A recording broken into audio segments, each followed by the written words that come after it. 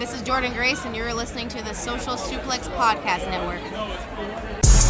BWB, this is One Nation Radio. You better get it right.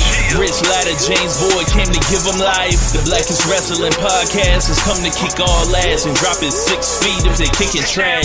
Word, let me welcome y'all to something different. And if you dig it, man, you should let some friends listen. We be getting it in, this on the regular dude. Ravish and flow, but this shit rude. See, James don't rap, so I had to break it down. The whole network, man, we coming for the crown. Raps in the columns, I keep them both covered. Making the beats too, so the listeners can bump it. Hit us with the rating, yeah, I'm saying it's a 5. Before you hit it, talk, bob your head side to side. It's One Nation Radio, and this is the beginning. It's Rich, and I'm here with James. It's time to listen to One Nation. We got to unleash the power of the pyramid. This is Mike Sempervive from WrestlingObserver.com. Check me out on Wrestling Observer Live every day. And also check out your boys, Rich and James, on One Nation Radio. This is Kenny Omega. We're listening to One Nation Radio. Check it out, guys. These guys know what's up. Big Kenny Omega fans. That's all it counts to me. Goodbye and good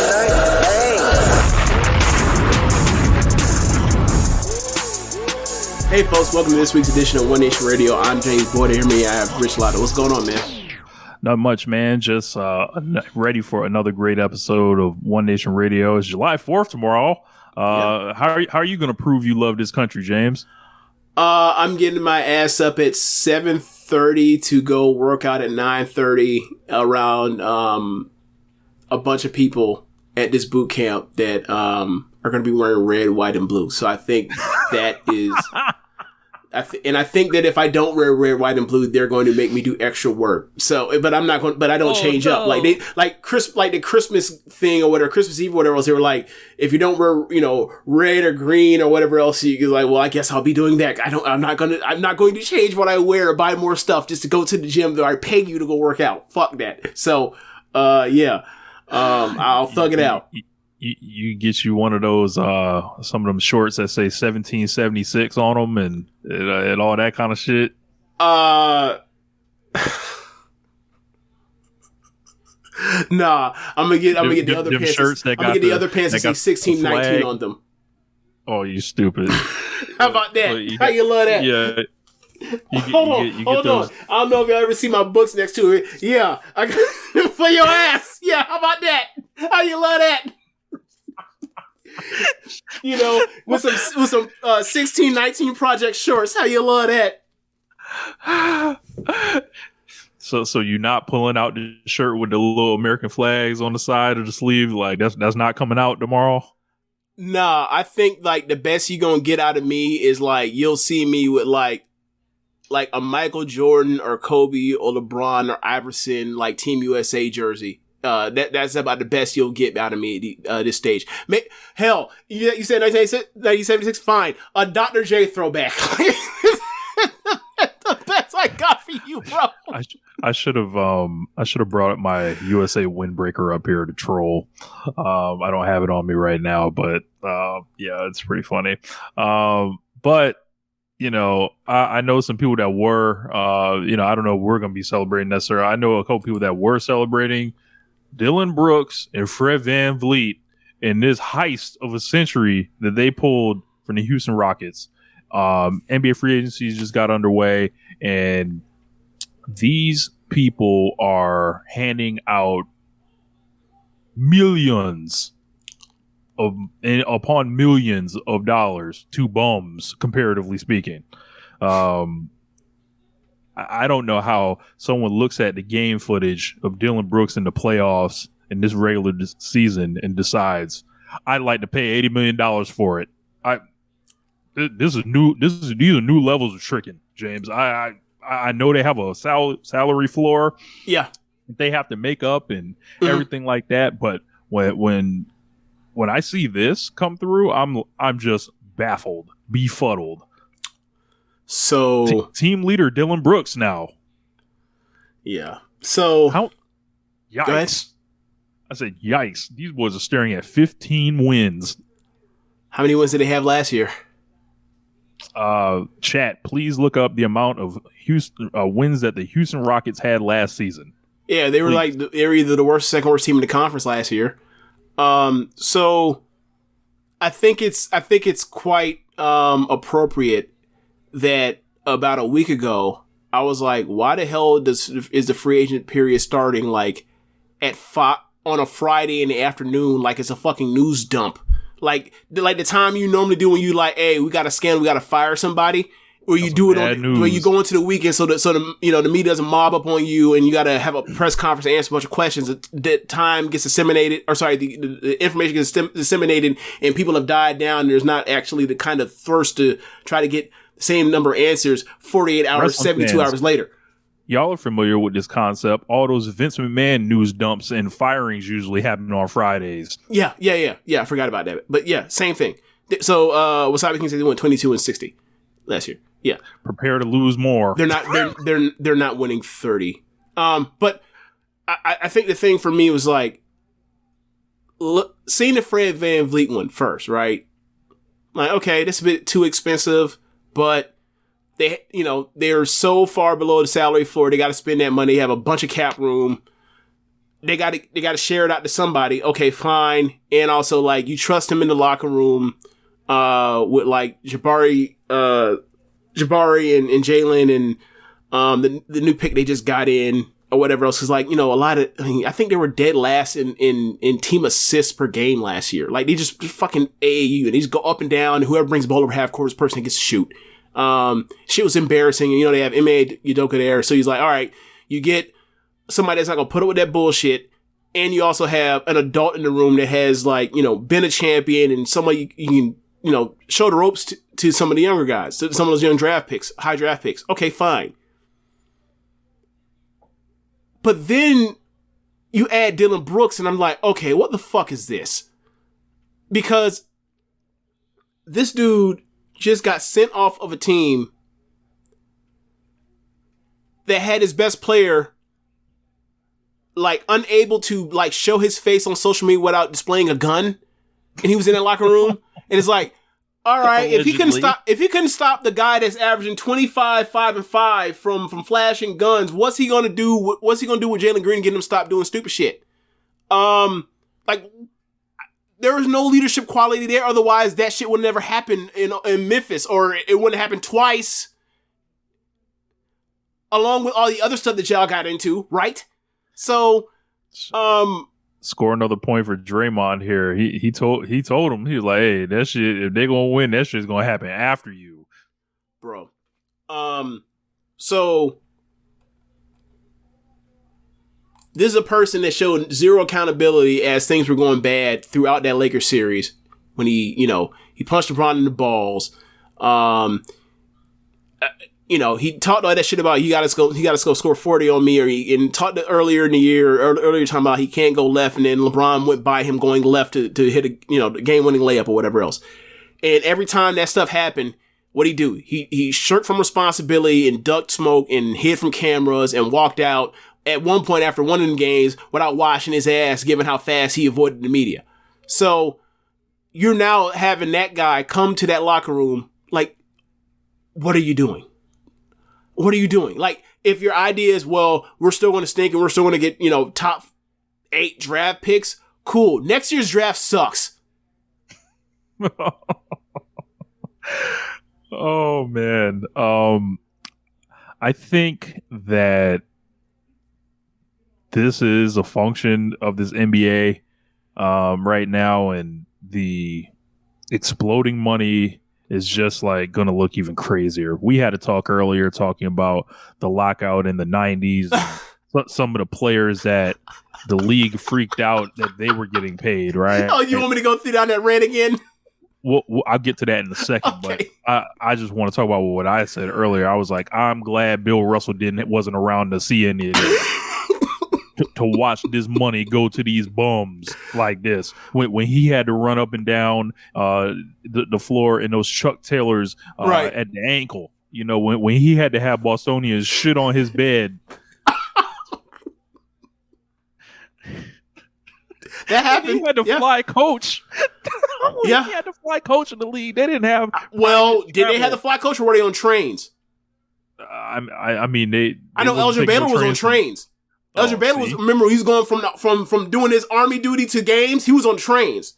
See, when Big O opened up his newspaper this morning, what do you think? He thought when he saw Fred VanVleet and Dylan Brooks for a combined $210 million. I would like to think that the Big O threw something at a wall. Do you think he was more mad once he heard that like Jock Landale also got 32 on top of that, or do you think he was just mad when he just heard about the first two? I think the first two, because like those are like one of them was a point guard. So okay, yeah, that's fair. But I'm just saying, like, because well, then again, I don't know how much old man like respect Fred VanVleet's game, because much like players in the 60s, he had a 60s free throw or field goal percentage shooting at 39%. So hey, he did take the Big O's advice in 2019 and get up on Steph Curry. So maybe Fred VanVleet is in the good graces of Big O by getting up on him. Sure. But I don't know how much that was Fred VanVleet, or the part where like there's no Clay, there's no Durant, and they're running boxing 1 and triangle and 2 on Steph. I never felt worse for Steph in my life watching the end of that series. Yeah, man. A lot of nasty business going on in the NBA. Yeah, like, I mean, look, I don't know what the fuck they're doing. Like, there's a bunch of contracts where you just look at it and like, it's obviously, every year is like this as the salary cap has gone up a year over the few years or whatever else, because it's really jumped from like 2016 to now. But like the sticker shock on some of the stuff is like, I'm not even tripping on the sticker shock, because I'm like, that's cool. What's the percentage of the cap is it? And like, you're giving Fred VanVleet $40 million. You're giving him more than 20% of the cap. I don't think that's a good idea. Like, you're paying all this money to suck.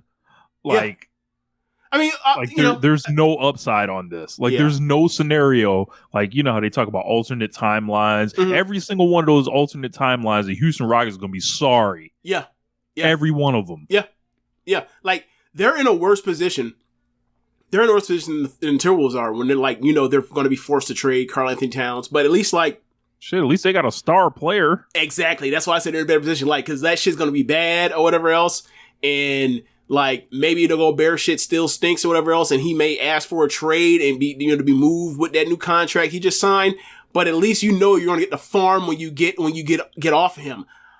There's no farm coming to come fix this in 5 years for them, for the Rockets. No one's coming to save you, Houston.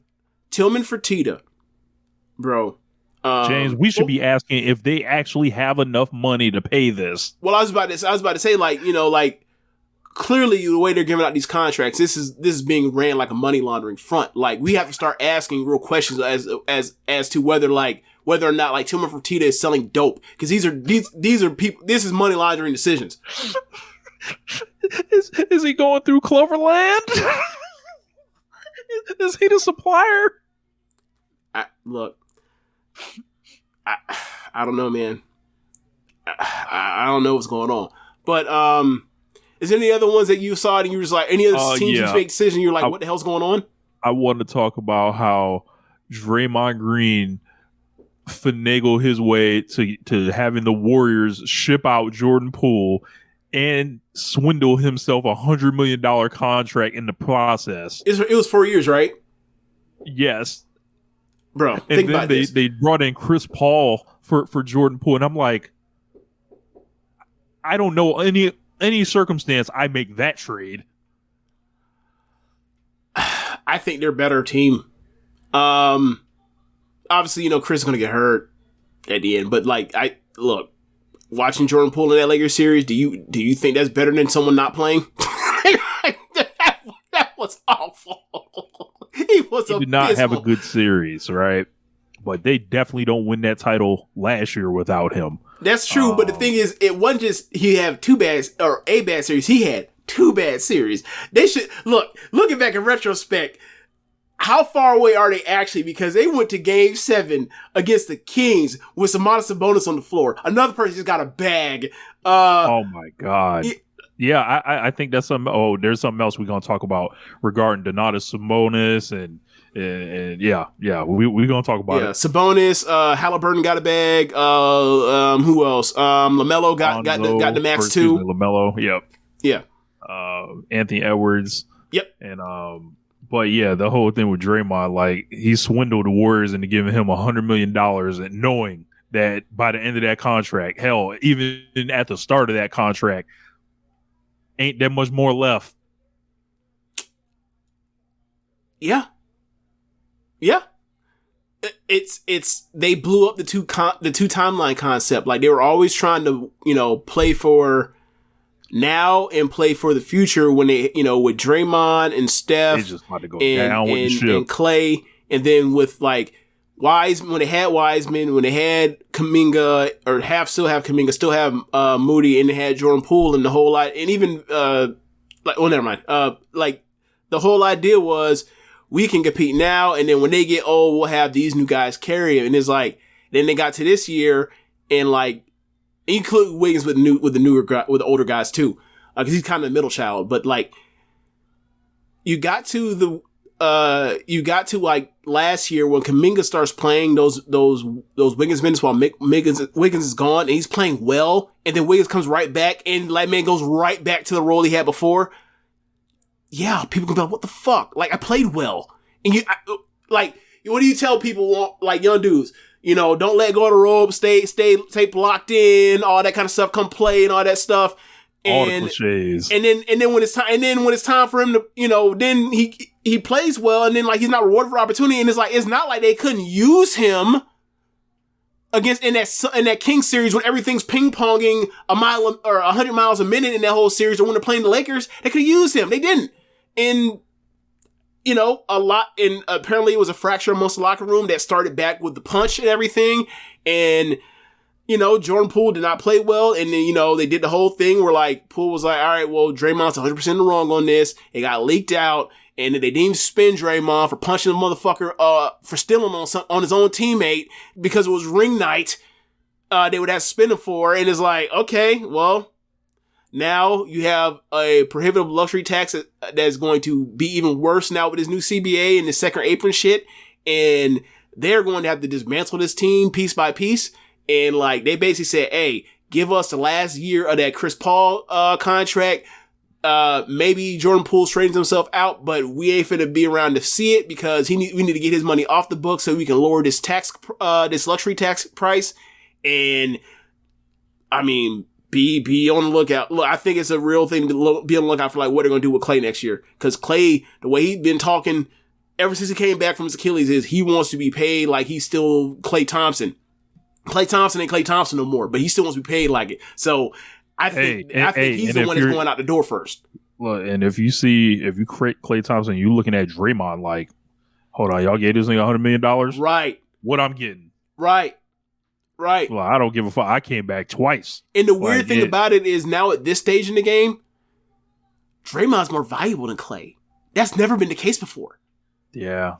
Klay's going to have to really come back firing but maybe his legs are going. Maybe, I mean, yeah. His leg, he has never been he has not been a defensive player since, which obviously, of course he wasn't. Like, he tore his ACL, then tore an Achilles, but the way he ran out of gas at the end, or like from basically got worse and worse progressively through after each single game, like he's James Harden against the Lakers.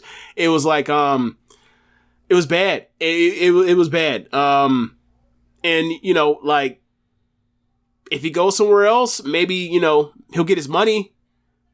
I don't think he'll be as happy. Obviously, he'll come back and he'll get his jersey retired and all that kind of stuff. But it's like it'll be a real end of an era.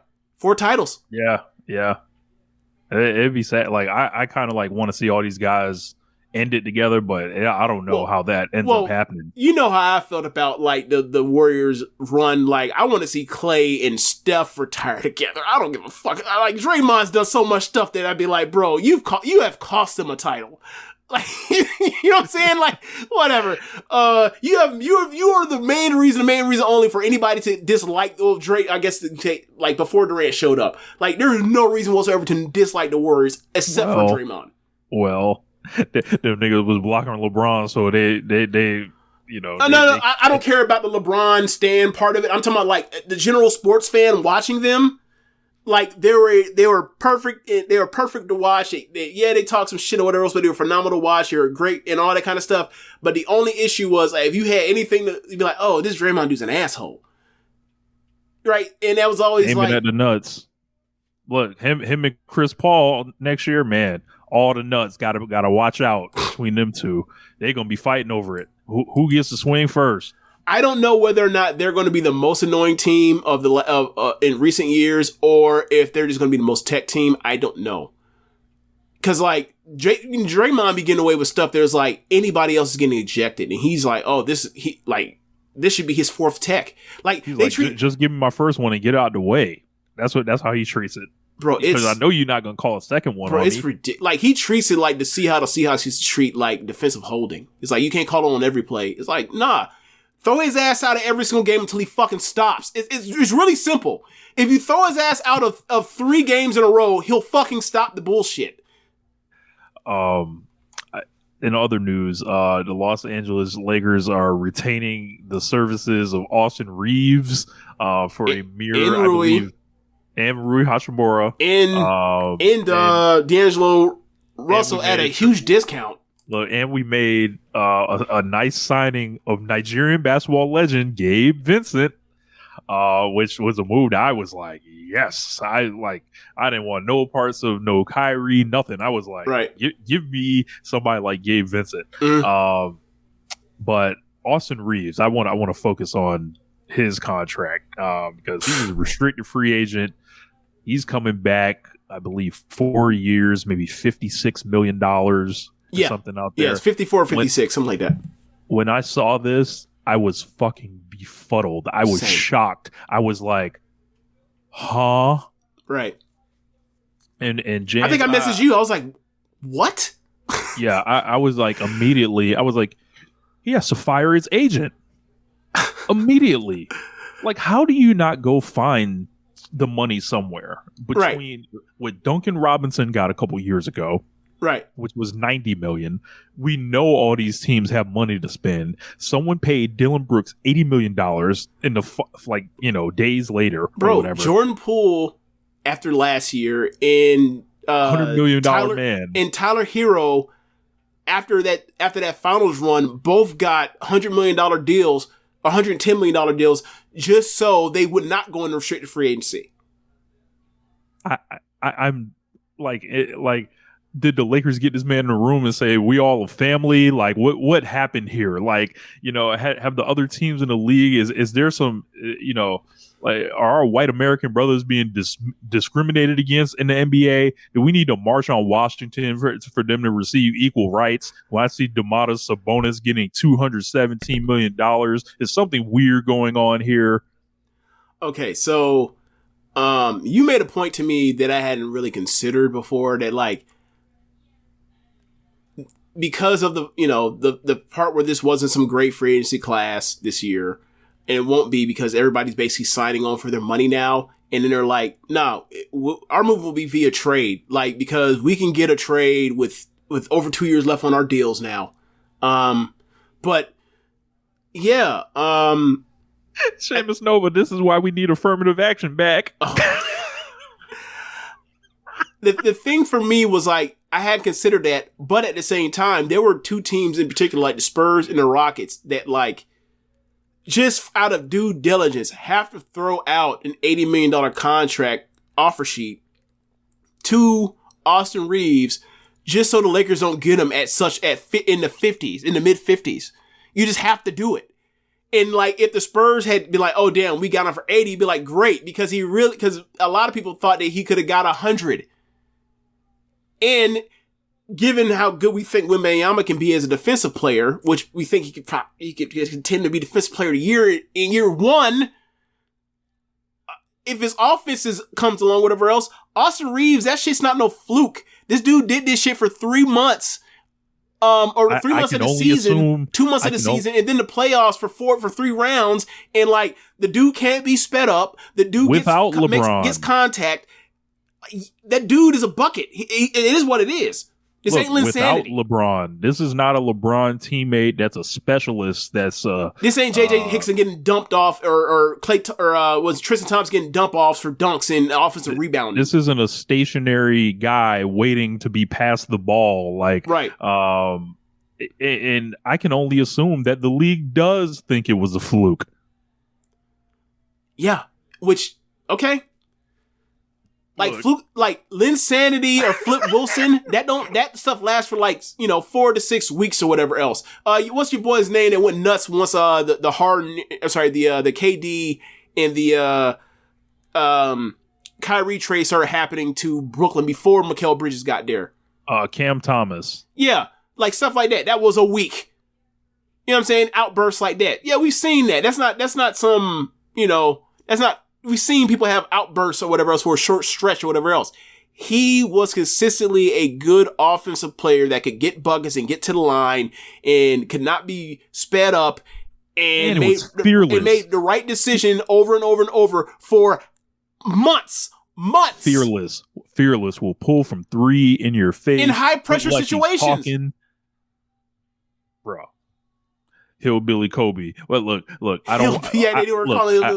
I wish the Lakers weren't ripping you off, but Laker Nation welcomes you.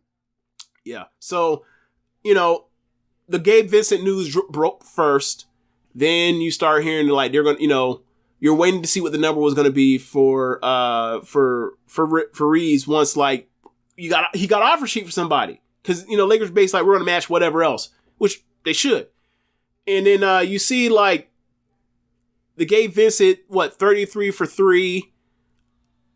The number that we've been talking about with Austin Reeves was at 38, 30, mid 30s for 2 years for D'Angelo, and I forgot what Rui got, and you're just like, it was 4 years for 51 or something like that. For who? Rui Hachimura. Okay, and you're just like, bro, I thought this was the second best team in the playoffs. They got swept, yes, but they lost 3 excruciating games to the Nuggets. They have Gabe Vincent now instead of Schroeder, who's a much better three-point shooter. And they're going to have, knock on wood, AD can have another year like he had this year where he makes it playoffs throughout the whole entire playoffs and basically plays healthy, and he's the best defensive player alive again. And you hope LeBron doesn't blow a wheel out or is playing on a fucked up foot. They're going to be better. And the Nuggets just lost Bruce Brown. And maybe they think they can replace all of it with Christian Brown, but I don't think so necessarily. The margins were really thin to begin with. This could be the beginning of a rivalry. I'm happy to see it, and it's weird after last year when you look those 3, you looked at 3 of the teams in the East, they had 3 of the 4 teams that had the best chance to win a title were in the East, but it's now I'm looking at it coming into next year and I'm like, oh, Nuggets and Lakers are going to win the title. That's how I feel. If obviously the Lakers, LeBron and AD's age and injury history was those guys stay healthy, they have as good a chance as anybody but the Nuggets to win the title, and those are going to be that's going to be a knockdown drag out series when they get to the Western Conference Finals next year. Yep. Really, think about where this team was 6 months ago. The bottom. Right. That's crazy. Oh, by the way, Russell Westbrook, 2 years, $8 million. Ridiculous. Ridiculous. See how that man played in the playoffs, and they want to hand this. They're handing Dylan Brooks $80 million, but Russell Westbrook is getting 1/10 of that. I don't want either one of them on my team to try to team create, but whatever.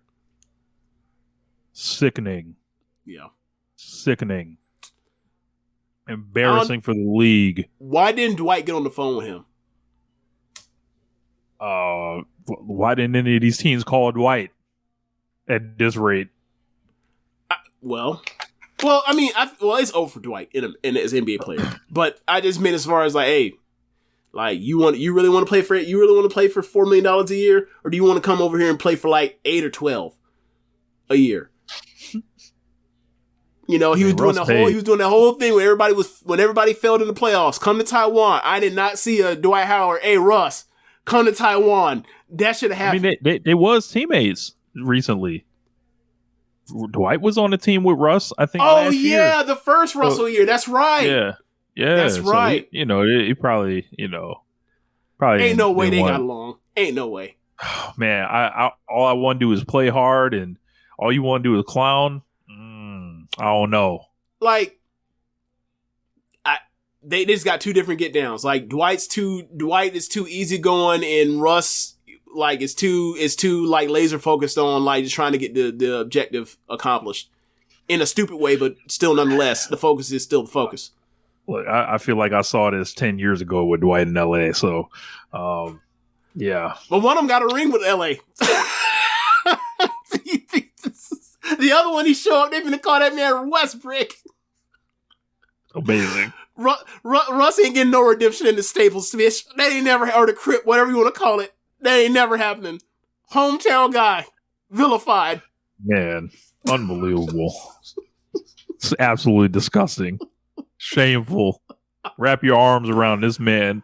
This first ballot Hall of Famer. Yeah. A guy that everybody says is a great teammate. And then he gets on the court and you watch him be like, I feel like y'all are lying.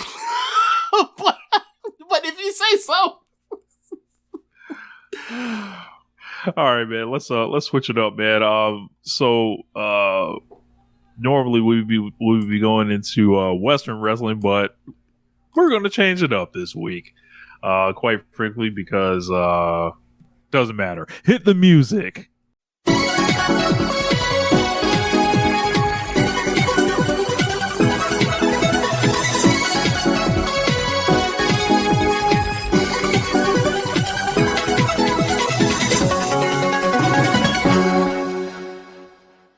Stardom. Yeah, man. I'm excited to talk about the Stardom here. I saw the two cage matches from last week's pay-per-view, yeah. From last week's shows, and my God, people want to talk about storytelling in cinema. Saya Kamatani and Utami Hayashishita wipe their asses with your cinema. They wipe their asses with your storytelling. They look at it like child's play. I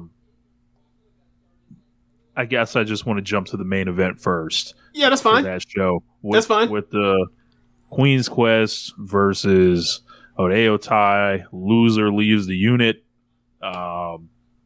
This was a phenomenal match, I think. I think it is a match that even the dumbest person alive could understand, right? Like, like I could sit a fucking 5-year-old down and tell him to watch this and follow what's happening. It's like, yeah, it's an elimination match, and everyone's leaving one by one, but the leaders are getting the underlings out of there to fight, and then the underlings are cheering them along to fight for the unit. Like, and the people and this goes for both matches. Like, it comes down to the leaders at the end deciding what happens while making sure their team is safe first. Or if it's not the leaders, it's at least like the top two in tenure in the faction. Yeah, and this one came down to there was a impromptu Starlight Kid versus Azumi that just broke out in the middle of this, and I just totally forgot. Like, they were both there, and then it's like, oh yeah, that's great. There was I think this was like the Natsuko Tora legacy game. So if you were a big Natsuko Tora fan, what's up, Velkej? I would probably be standing on the crate yelling about it till the end of time, because you're not going to get many opportunities here. This is like the match you fill in for what you thought was going to be that match she had versus for the Red Belt versus Utami, where she tore her knee and they had to throw it out. You'd be like, well, I lost that, never got my chance. 10 minutes in or 8 minutes in is looking real good for her, and then it's like it gets vanished, and like nobody really wants to, like, you can't even know what to do with that match. You'd be like, damn, that's unfortunate for her, like she's gonna have her match or whatever else. And then this match is like, oh, just replace it. And I mean, I'm pretty sure it's better than what that match was going to end up being, even by the time he got to the end of it, as well as it was going. This is one of the better tag matches in Stardom history, or multi-person tag matches, or multi-person matches in Stardom history. It just is. Like, I just watched a 5-on-5 with the Elite and the Blackpool Combat Club last week, and then Rich, the month before. This happened the same day. Yeah, this was the same day as that. So, when we're talking about like a totally different kind of great match here, right? Like this one was more like this thing comes down to Saya Kamatani and Utami, and then Saki Kashima is in the ring, and then it's almost like that moment of truth, like, because obviously a lot of those problems that Saya Kamatani and Utami have been having, and Momo jumps up there with the bat, like do it, like make your decision, and there was not 20 minutes of action before this where nothing happened. Right. There was none of that. There was Saya, blasts Momo with the bat, and helps Utami, and basically shows her like, I'm with you. After Utami sacrifices herself and sends Saya out of the cage with the ladder. And it wasn't even just her. Like, throughout the match, like, Lady C was like, I'm gonna help Lady C get the hell out of here, Utami. Like, it was multiple people that Utami, because, like, a lot of this it wasn't just that they were at odds. It was that, like, Utami was feeling the pressure of, she lost the red belt from, to Shuri, and, like, she's been, like, put on ice, right? Throughout the, year and change. And then, like, at this point, like, right after the Yokohama Arena show, like, they start having malfunctions at the junctions, and, like, Kamatani's like, hey, you're the leader, pick it the fuck up. And, like, but she's saying it obviously way more politely than I am saying it, but like, even nonetheless, like, Utami was like, how dare you even question, me, right? And, like, Utami, like, she was leaning towards the dark side, leaning towards turning heel, not necessarily Oedo type, but leaning towards, like, turning and moving on. And, like, as this all is happening, like, she is literally, like, pulling her people out the cage, because, like, the rule is the last person that's left in the cage is a person that has to be exiled from their faction. So, like, she's like, Lady C, we ain't do this Lady D shit or whatever else. We're not gonna let you turn over and, join Cosmic Angels or join God's Eye. Get your ass out of here, right? Kamatani, you get out of here too. Azumi made her own way to get out of here, because Azumi's like, nah. She's like, I'm gonna jump off this goddamn cage and then literally run up out the other side. Right, like this shit was hilarious, bro. If Azumi ever gets like exiled out of Queen's Quest, I think that might cut me deeper than anything that's ever happened in this promotion. But yeah, man. So it gets down to the closing stretch, and it's like, and then like it's Utami in there by herself, which is the real drama of it, with Saki, who's hurting and laying and on the mat, versus Natsuko. And Natsuko and Utami have been basically the mouthpieces for this iteration of the Oedo Tai Queen's Quest stuff. And they had their little mini match, and it looked like Utami was going to get out of there, and then like they cut her off. I think they got some help from the outside, but Natsuko then goes to the top rope and hits a swanton, or off the top of the cage, and hits a swanton off the top of the cage, and then gets up and climbs out. Part of her career. Right. It's the coolest thing she's ever done. Like, this tops her doing the dive off the, in that Utami match we talked about a second ago, where, like, she had the Utami rose in her mouth and did the dive through the table. It tops that. And she gets out of there, and, like, for me, once that happens, and it's like, oh, it's Utami versus Saki, and the last person that's in his cage, gets exiled. I was like, well, good luck, Saki. I was like, the only thing that we have now for drama is the storyline they had to play where, like, they were at odds. I think the Korakuen Hall before, Momo handed Kamatani the bat and was like, do you want to, almost on some Sting shit, like, you want to make your turn now? You got to make a decision. It was like, oh, that's coming, obviously I've watched a lot of the weapon merchant Triple H, his booking over the years. So I know that, like, that was symbolism of, oh, that's coming back into play at one point. So I'm like, where's Momo? So Momo climbs with that cage from the outside as Kamatani is, they're both on the outside climbing up as Utami's climbing up, and like she's looking and she's like, here's your chance to, become the leader of Queen's Quest after you question Utami's leadership and everything. And she had a choice, And all she looked at it, contemplated, and then she came down and bopped the shit out of him with that fucking She bat. knocked the shit out of her. Bro, Momo fell. Do you remember when Steve Blackman hit the kendo stick on Shane, and Shane just died in the air on the way falling? Yeah. That's how Momo fell, bro. I was fucking howling. And then as Tommy climbs out, after she's already, she's roughed up Saki, who was already roughed up to begin with, she had no chance. The drama was whether or not Kamitani was going to, take the reins or, want to, stay with her relationship with Utami. And they got out that ring, bro. I was on cloud 20. I was so happy because, bro, I'm sick and tired of Oedo Tai fucking up everybody else's faction. So I was like, look, man, enough of this shit. I don't want Queen's Quest broken up. I didn't want Momo out of Queen's Quest. You look what's happened to her since then. Has that been, you know how they talk about the presidency is look at your life in the last 4 years. Has it gotten better or worse under this presidency? Has Momo Watanabe's life gotten better under this regime of Oedo Tai? No. I don't want anybody else going over there ever. So, yeah, man, I was happy. Look, Saki Kashima escapes that life. All she been doing is thriving. Still thriving, while Momo Watanabe still has to live that life in Oedo Tai. So they celebrate. Queen's Quest celebrates and everything, and then they get in, and then Oedo Tai gets in the ring, and they put the boost to poor Saki, and I was like, okay, that was sad. That was sad too. It was. This was like an after school special gang beatdown right here. Right. They put in the boost to her, and Queen's Quest gets in there and stops them, and Natsuko said something and walked off, storming off, pissed, and kind of holding back tears because she's upset. And then and then Zumi was like, I mean, you want to get down? You want to join? You want to join Queen's Quest? And I was like, I don't like that. And then Saki rolled down and walked off. And my first thought was, put her in Gaza with Shuri. Because, they've been doing for years now, they've been doing the whole Saki's scared of her, yet can roll her up and beat her. And now you have, Shuri's a comedic genius as far as pro wrestling. Saki's funny as fuck. You could do the odd couple or geek or, killer in geek pin eater tag team thing.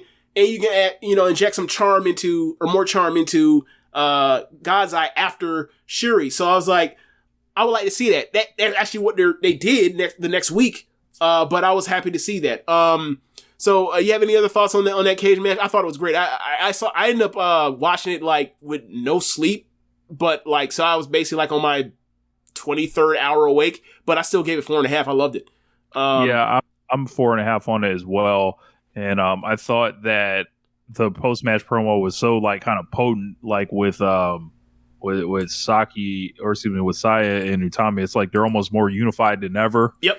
And it feels like you would think Utami's gonna kind of take a charge towards trying to get back on top again, and and it just was if you like Queen's Quest, this was a banner match and night for you, because it was hell yeah, this is my unit. This is everybody in the main event coming out with the fly jackets. I felt like this was the embodiment of Queen's Quest. If you fuck with Queen's Quest, this is a defining match. Yeah. Of why you're talking to a person that owns 2 Queen's Quest shirts. Yes, exactly how I felt. I was so happy. So given the turmoil they were having, I thought that this still be going on, given what they did at the pay-per-view yesterday. But going into all the turmoil, I thought that this was leading towards a Grand Prix final for Kamitani versus Utami, and whoever wins, that was going to be the final. But that still could be at play, but who knows? But I thought that the way this match is laid out, because we were watching, there's Hina and Rina in there, and Amasaki and Lady C and Roaka, and you're just thinking some of these people have just shown enough instincts to be reliable in the ring in singles matches and in regular tags. They're in a cage now. And I was like, how are they going to be able to do this? How are they going to be able to get people out of here? And also given that this is a main event, they've been building this Kamitani and Utami, tension since, late April, or maybe beginning of May. Like, how are they going to like have like what is a result that's going to be someone gets exiled that will feel genuinely earning of this, right? Because a lot of people were saying like Lady C gets out, and I'm like, so you're doing a pay-per-view main event cage match, and the person gonna kick out is like at best the fourth person in the faction. That's not really appropriate. Yeah, the story is there because of the Donna Del Mondo teasing early in the year, but like that's not fully appropriate. Like that's underwhelming. So when they threw out Saki, it was like, well, Saki's second longest tenure 080 time member. She's the only one that's with the championship right now. She is sometimes, given they have like a four-headed snake of who's the top person, like sometimes she's one of the four, or not, she is one of those four people. Like she can beat anybody, she can also lose anybody because of her thing. So it's like, okay, this is appropriate. So I really enjoyed like watching the fundamental construction of this match, and also getting to like do Tommy Kamitani stuff. It was really well done, and like crazy high spots left and right.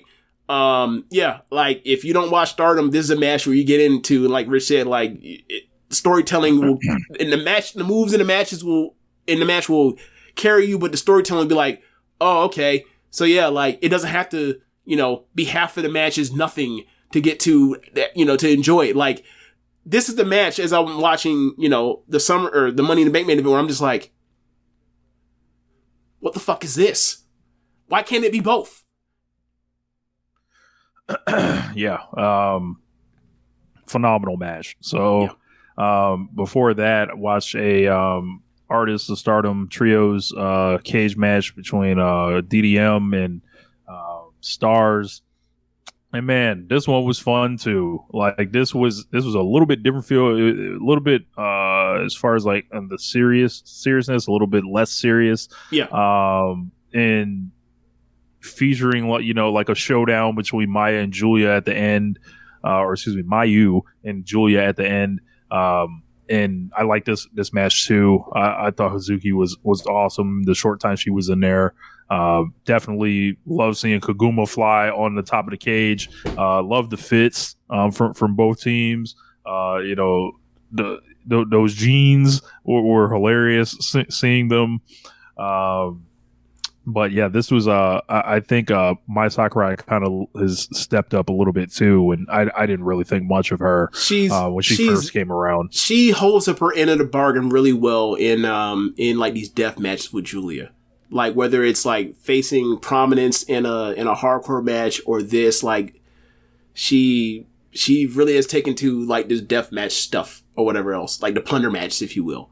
But yeah, like I think it's funny that, they built this whole match up from the beginning where like FWC always convinces Mayu to get into these ladder matches or these cage matches, and Mayu don't want to do these cage matches, but she does it reluctantly because the fans say they want it and they cheer, and she's like, fine, if the fans want it, I'll do it. But then she makes these faces and she drags her feet to the ring, and like in this particular situation, like they have came up with the team name for those three. Like they're now STC, Stars Triple Crazy. So like on Twitter before the show, the day like leading up to the show, hours before the show, Mayu was like, I'm having trouble, getting to the building. I don't know if I can make it. And then Hazuki was like, don't worry, I'll come get you. Right.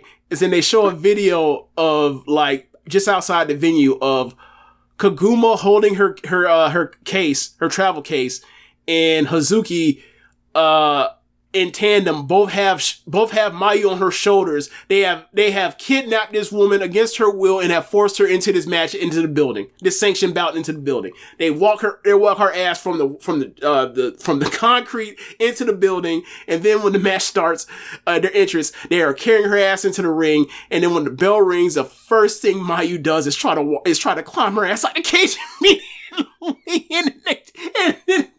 and then Donna Del Mondo grabs her ass down, and it's a bunch of great wrestling, but like Hazuki ends up going nuts at one point, and then she goes to the top rope and hits a senton off the top top of the cage onto Julia, and then Julia says that she broke her wrist, and I thought she had got me. I was like, oh no. But yeah, like Kaguma does her big, bear dive off of the top of the cage, get out, and the final two come down to Julia and Mayu, and they've always been great together. They had another great exchange, and at the end, Julia puts Mayu down, Mayu gets back up, last gas, and like Julia chokes her out, and then Julia escapes out the cage, and it was a mini match. It was really good match. Like probably give it 4 flat. It was really fun. Obviously this came on first before the main event we talked about, but like different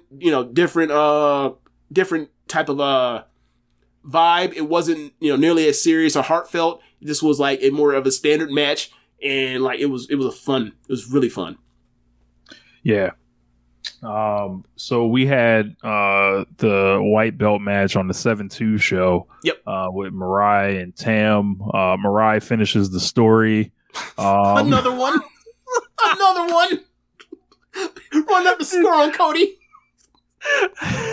We'll get to him in a minute, but so it's taken a long while to ultimately get to this destination. Like there was, this was supposed to be Saya Kamatani dropping the belt to Mirai, presumably the way everything played out. At Yokohama Arena, yeah. That's what his plan was. Like, given Meltzer's reporting, like, it was supposed to be Mirai. She was supposed to win the Cinderella tournament, and then like a week later or 2 weeks later, it's gonna, win it off Kamatani.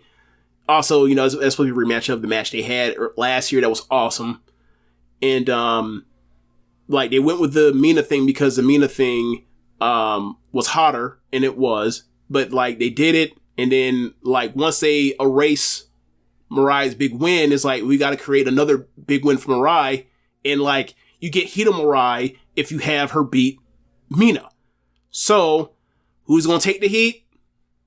Tam said, "Give me the belt for a month. I'll take the heat. That's fine.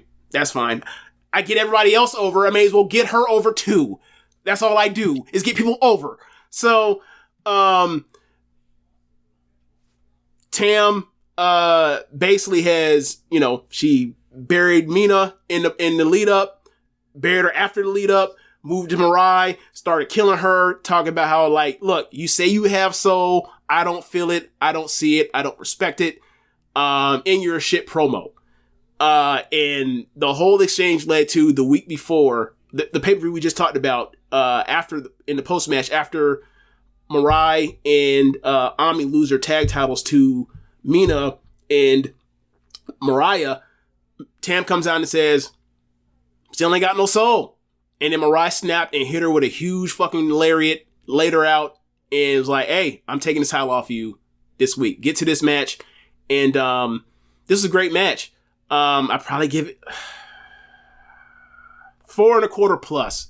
I want to give it 4.5. I give it that 4 1/3 thing that we talk about all the time. But just a great structure.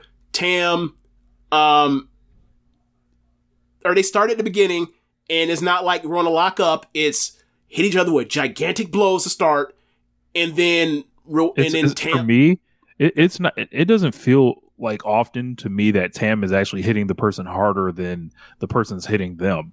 Like, I felt like Tam was hitting Mirai like way harder this time. She was cracking. Like Tam ratchets it up. Like, so does Shuri. Shuri normally ratchets up to where like, oh, it's pay-per-view. I'll fucking kill him if I have to. And on a house show, it's like, I'll go easy unless it's like, oh, I'm going into, some suplex fest in a tag match with like Utami or Tam or Mayu, that sort of thing, to sell a match in the future. Tam, it's a lot of that too. She normally builds towards having like personal one-on-one matches inside the tags or whatever else, but for the most part, she won't just kill you with strikes unless it's a big match. And this was a big match, so therefore, she didn't get the Julia treatment, but like she got the gist of, hey, there's a belt of emotion, which is what Tam has played on this title to be. And like, we're going to start like in the middle. We're not going to, circle around the ring twice and then lock up. We're going to stare at each other for a second, come to the middle, and then trade big, loud, thudding, cracking elbows. And and then we'll go from there. And then they end up on the mat after that, some good like rolling exchanges, which, you know, Tam is not really the person to really be doing that, but obviously Mariah is a judoka. They end up outside on the floor. They end up, you know, big suplex spots, the bicycle knee. You end up getting a big suplex or uranage deal on the ramp from no, not that. Actually, Tam goes for her long running bicycle knee, and then Mariah just takes her out the fucking air with a gigantic lariat. They end up back in the ring, and Mariah slaps on that Miramari shock at later in the match, and like this is also like the Mariah was like when Tam, or slapping on that arm submission, that Kimura deal, is like when Tam started taping up her elbow last year, right? She's been selling injury on and off like ever since. So like goes and she fights like crazy, gets dragged back to the middle, fights like crazy, teasing the near fall, finally gets to the ropes, get back up.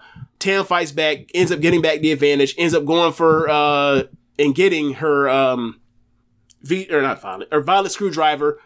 But because of, how bad her arm is, she can't make the cover immediately. Mariah kicks out. And then Mariah then like fights back from underneath and then like unleashes like a million different lariats that just takes Tam's top off over and over and over. And then she finally gets her up and hits the Miramari shot and gets the win. And like I said, great match. And then like Tam at the end, she does the eye thing like fuck you. And then like, touches, puts the belt around, or helps put the belt around Mariah's waist, touches the belt, and then like puts her arms on her shoulder like, congratulations, you deserve it, all that stuff, and then walks out. And then, I don't know why they did this, but like Mariah didn't get a chance to promo after to celebrate whatever else, but like, she celebrated with it, and she had said she was trash. Like, so, But the thing is, like, you can say that, and then like afterwards, like you can cut your little celebratory promo and get away from that. Nothing to say. She said it all. She's very up and down. The thing with Mariah is she's very up and down with her promos. She's very up and down with her promos, but it's not like she's actually awful. She's just up and down. Sometimes she's bad. Sometimes she's good. So we started talking about Mariah on this show after she first showed up. Right. Last year. And I feel like a lot of this time we've been kind of telling people, hey, it's coming. Like, yep. Get yourself prepared. The big push is happening. This is why I just picked her anyway this year for the Cinderella. And I was like, I thought it was kind of an untraditional pick. Like, she's really going to repeat? Yeah, I really thought so. And because I always knew that big push was coming.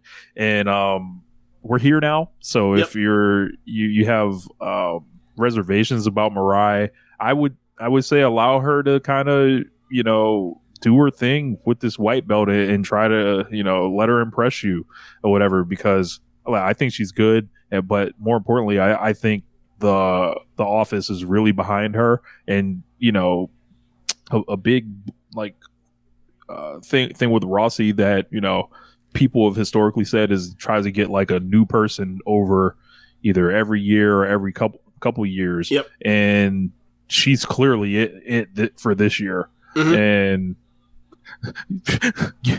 get down or lay down. Pretty much. And another thing about it is like, how many times is she going to have great matches when she's in a red or white belt match before y'all shut the fuck up? Like, there's a Western contingent of fans that like are doing the thing that they do with anyone that they see is about to get a push in Stardom, where it's like, well, the person I really like didn't get the belt or didn't get their chance to defend in semi-main events or main events on Korakuen Halls back then or now, pay-per-views now. So I don't want anybody else to jump in front of them in the pecking order. And it's like, well, if I understand you, I'm a Tam Nakano fan, I get it, right? However, sometimes you gotta either A, wait your turn like Tam did for years, or you can appreciate it like this is a loaded roster. They could literally pick any of like a dozen people to do this. And sometimes someone's number will be called, sometimes they won't. Sometimes you will end up like Tam, sometimes you'll end up like Jungle Kiona and Konami. Sometimes you'll end up like Saya Kamatani. Sometimes you'll end up like Momo, where like it looks like you're going to you got one run and the next one's probably never coming. It happens. It is what it is. I think it's unfortunate, but like it means something for me over at this 19, 20, 21, 22, 20, now going our 5th year watching Stardom, that like it meant something that certain people won belts and certain people didn't, in the same way that we talked about like with IWGP heavyweight title, where it's like it really sucks that Ishii never got it, because Ishii's one of the greatest wrestlers of all time. But I will be like, hey, like Shuri got it. I never thought that was going to happen in her first year there, but she got it, and it was so fulfilling that she got there. It was so fulfilling to see Julia basically go on a 3-year run to get there. It was so fulfilling seeing Tam go on a 5-year run to get there. It really was. And like the journey and all that kind of stuff, to see who actually makes it is fulfilling. And some people aren't going to make it. Not everybody gets the title. Other promotions do that. And how do we feel about it when everybody gets it? So yeah, Mirai got it, and she has done nothing but have great white belt and red belt challenges when she's had it. So like all the stuff people have concerns about, quite frankly, they sound like the same concerns I had when Utami got the red belt, and then look how that worked out. Or the same concerns I had at times with like Kamatani when she got it, and then look how that worked out. Like, he ain't putting the belt on some schlub. He's putting the belt out on one of the best technical wrestlers in women's wrestling today. Yeah, like the track record is quite great at the moment. So like I don't there's not many shitters walking around, in my opinion at least. Somebody else could feel completely different about it, but I think it's important as well as like to throw like a Mariah in the mix, because obviously we've all talked about like the long-term stories of like Starlight Kid and Azumi, and right. Then like Kamatani and Utami kind of being there. There's Tam and Julia that's like there, and Mariah is almost like this kind of person that doesn't belong to any of those like different like kind of connections. Mm-hmm. Like Shuri's like emeritus at this point, shit like that, but Mariah is somebody that can go in there with any of those levels. I would say like right. She's going to be someone in the future for Starlight Kid to prove herself against. And they have smoke because they were both chasing a white belt last year. Yeah, and it manifested during the Grand Prix when they had their match. And I promise you, we will get the Kamatani and Mariah match again. Like, and they're going to be like people that are going to be facing off with each other, and like. Yep. Yeah, I just think she's, I think she's important, and I think people should embrace her rather right. than kind of do the opposite. Right. So, Rich, you saw the Corkin Hall Generational Struggle match last month, right? Yes. Okay. So, I think you cut it off before you saw the post-match stuff. Yeah. On the 9th, so next weekend, Corkin Hall again, Generational Struggle elimination match, with Utami replacing Mirai. That was put in right after that Crooked Hall match last month. And now in retrospect, we were like, oh, so like Utami knew that, and Stardom knew that she was going to GCW a month ago, at least. So it's time to talk about that, right? I'm sure I'm sure there's gonna be a clip. I'm sure you're gonna clip. Man. So Utami Hayashishita on the pay-per-view, after Kamatani wins their tag match versus Stars, grabs the mic and says, I've been having some struggles with leadership and with, being my old self, and I kind of need to find myself or find a new version of myself. So I'm going to take my time away from Queen's Quest, but I need the rest of y'all to, basically take over for me while I'm gone. And it leaves a lot of confusion, and she walks away and walks out up the ramp, and basically the rest of the unit follows. And it was kind of a head scratching thing, given that the pay-per-view that they had the week before was, Queen's Quest reunited and stronger, and kind of, the reconnection of Aphrodite. So we get news today that while Utami will be away, she will be in GCW running 3 dates in July. When you sent that to me, my jaw didn't hit the ground, but like in my mind it did. Yeah, man, that was a strange one. That was a real strange one. What are your thoughts on this, Rich? Well, they announced one match for I think it's Billy Starks. She's going to be fighting in one of them. Haven't seen the rest yet, but I got kind of a sick laugh out of it. I was looking at it, I was like, man, there were a lot of people so concerned that she would just show up on national television, but now we'll be watching Game Changer Wrestling to to see what Utami has to do there.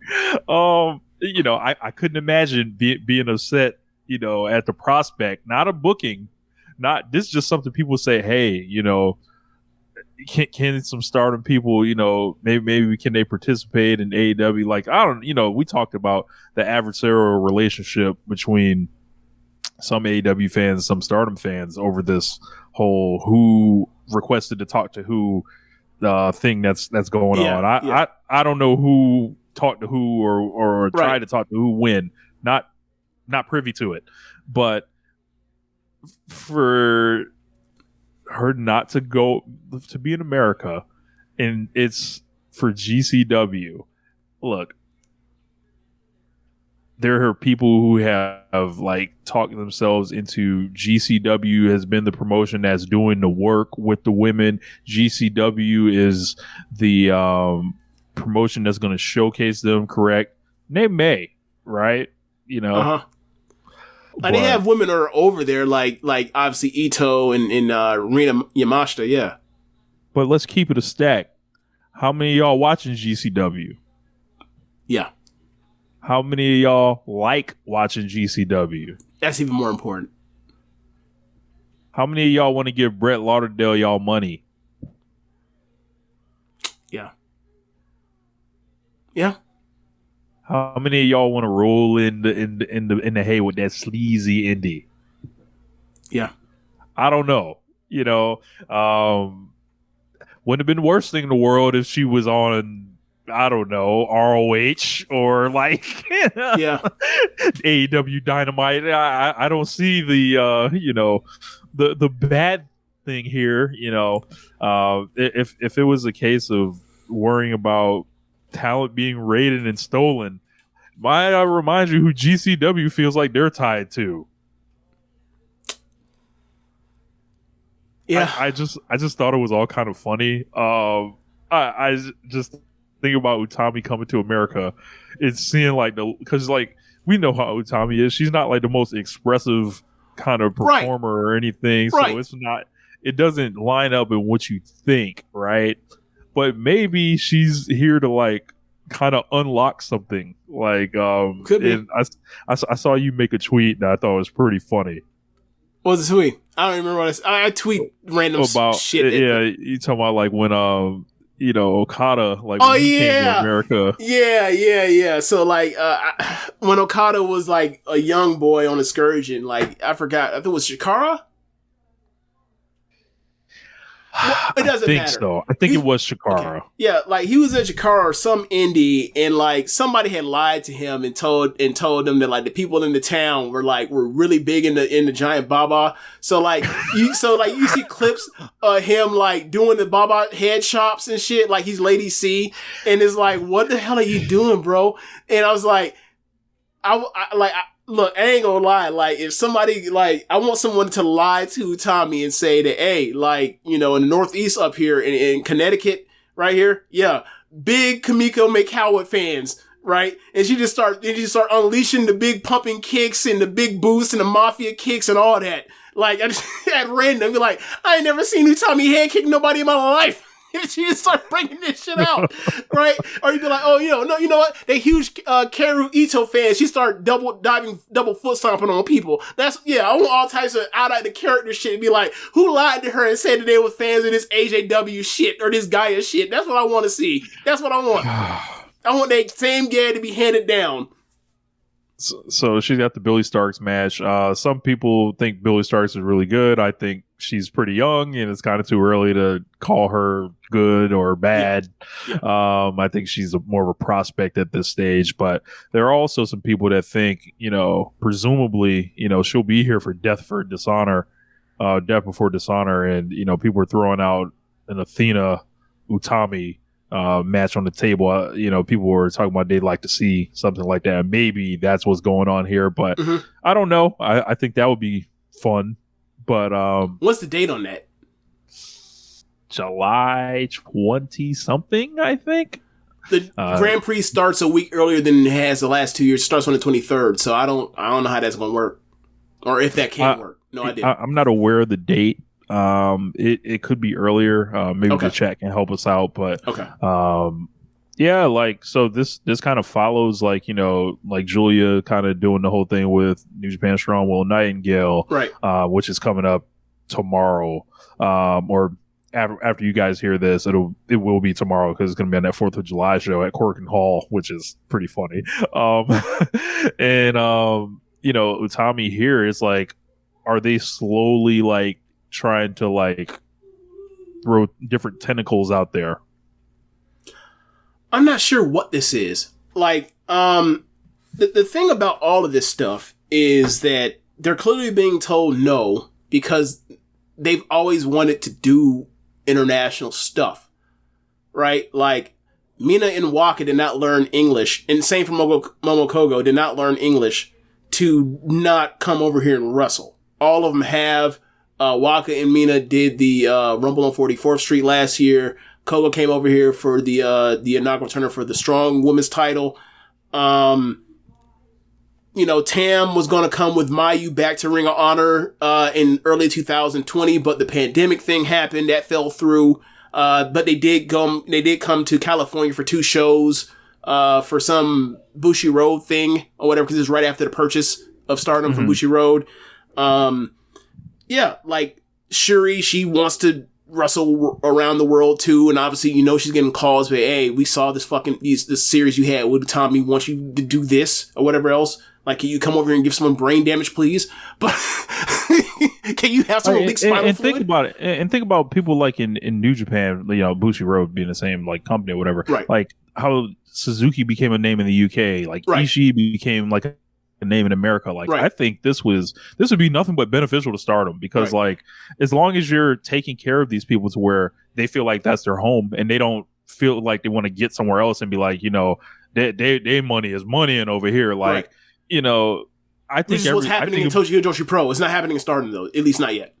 Right. Like, so like, if it's a case, like, just make sure these people are paid and then like kind of send them out. I think it would be beneficial, like, to get more people kind of aware. I know people like to say, people always like to look for like specifics on how that's going to lead to more business. I don't have specifics for you, right? But I can talk about like what the Tomohiro Ishii and Keith Lee match did kind of for Ishii in like Rev Pro and Shibata and Rev Pro.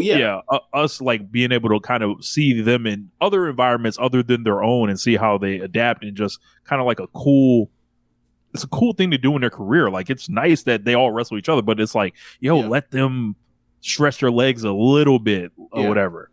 Yeah. Like, I mean, you want to ask what it does for them is like, hey, it keeps your workers happy. They want to wrestle internationally. They do.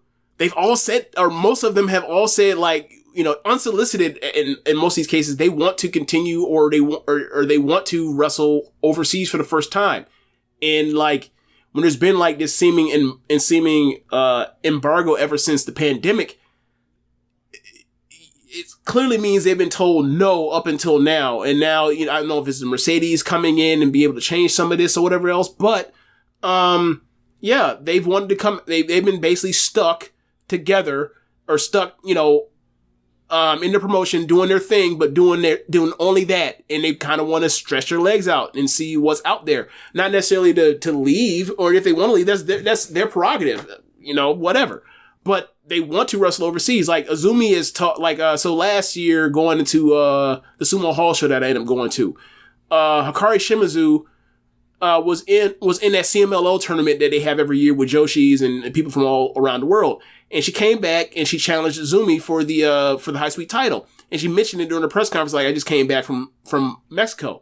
And, Azumi is little mini Io. Io's wrestled in Mexico before. And once she said that, you just saw the joy in her face. Like, she was like, I want to wrestle in Mexico too. Fuck.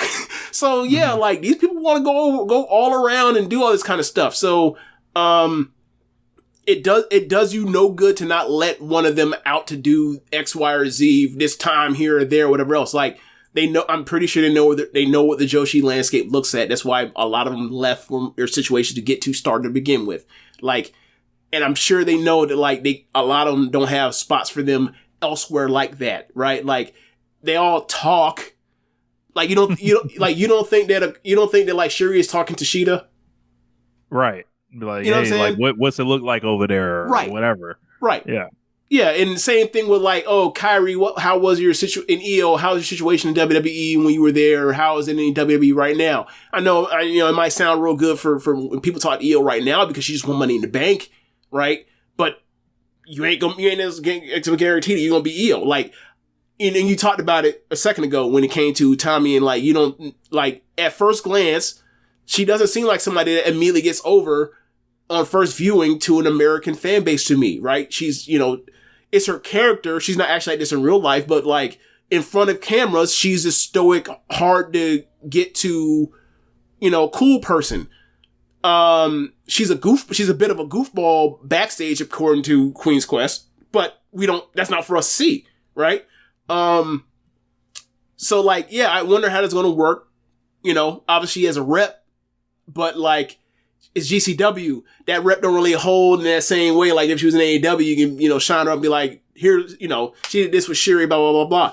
So, yeah, and I also thought about, like, well, GCW, they love doing that hardcore garbage shit. And, like, Tommy's had 2 matches where, like, she has bled, whereas, like, I don't know if I'm not exactly sure these were hard ways or not, but she bled. Like, the match we just talked about in the cage match. Like,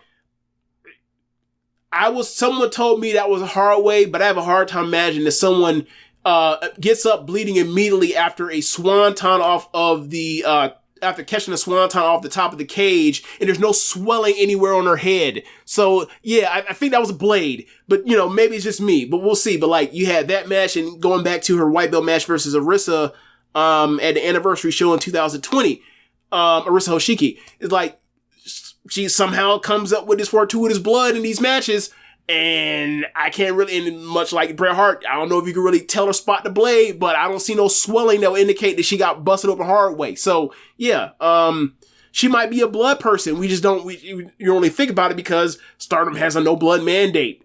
That Utami only the only person that is able to slip by those, apparently. So we'll see, but if they go out, cool. Like, my whole thing with AEW, will not with Stardom is, like, I don't care. It's been a lot of talk and a lot of nothing, so I'm trying to just, like, it's a kind of a waste for me to even think about that energy, but, like, they go elsewhere, sure, why not? I mean, Tokyo Joshi Pro people are going everywhere. Like, Autumn Dragon Gate people were going everywhere last year. So, yeah. The Noah people, like Marufuji was in New York on House of Glory earlier this year. Like, it's a lot. There is a demand to see these people. Yeah, going on DPW, right now. They've like, we talked about when they were first doing that. We were like, what are they doing? And I think over time it's kind of become more clear. Is like, they are creating an attraction or whatever, and then, like, a pipeline essentially to, like, bring people in or whatever, like, and then have opponents, like, kind of familiar. Like, when somebody, like, they have Sakura now who's established there for them, and now they can bring in, like, more people to come wrestle Sakura, who's, like, their person, kind of. Right. So yeah, that's basically what they're doing. Was it Deadlock? Right. Yeah. And then also, like, maybe even outside of the Sakura verse, there's also, like, we all seemingly feel like Sumi Sakai is the plug for, like, everybody, like Jungle Fiona coming over here on her run, right? And a few other people too. So yeah, like, there's a lot of stuff. You see, like, the stuff like the Spark Joshi stuff happening, and then the Eric from Joshi Pod running his promotion as well. Like, yeah, it seems like like you said, there's a bunch of attractions and everything, and like people come over here, get flued out, get lodging, and sell a bunch of merch more than they probably would on a random day, a random weekend somewhere. I imagine it being lucrative for them. As long as they get fucking paid and not get screwed over, that's all I'm concerned about. Right. As long as they get what they were promised, I'm perfectly fine. Like, Oscar Vinius came over a few times. Yeah. Yamashita comes over to GCW and has her bloody shit, and like, she's over every time she shows up from what I see. So, and Maki Ito's over like a god. Yep. So yeah. Yeah, man. And then take us to the main event, because I didn't catch this one. It was a strap match. Okay, so we talked about this when Ano signed, or basically declared that she wanted to be in Cosmic Angels with Tam and Natsupoi, that like, you saw the facial expressions and you were like, oh, any day now she's ready to turn, or this clearly is not just going to be like just smooth sailing from at the least, right? So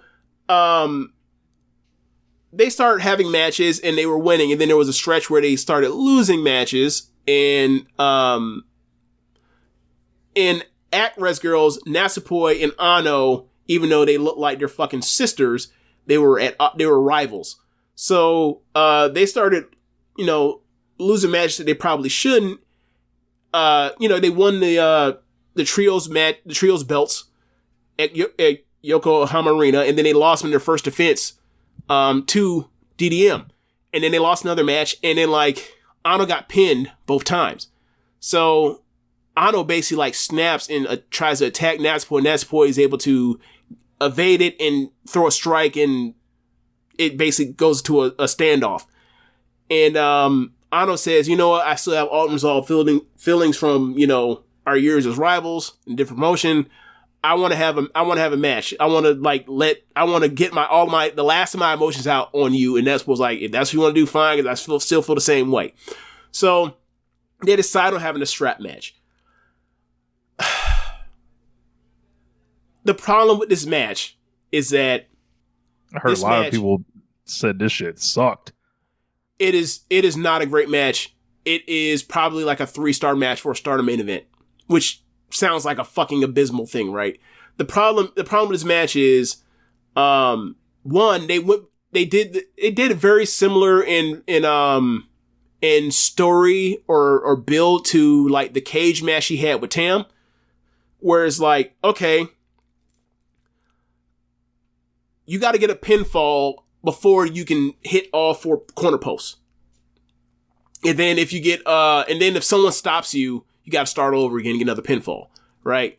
So like I picked that up and I was like, oh, so this is basically like a cage, old school Texas death match, right? Like this is like with old like school Texas death match / like the cage match you just had with Tam, except a year later and obviously not nearly as good, but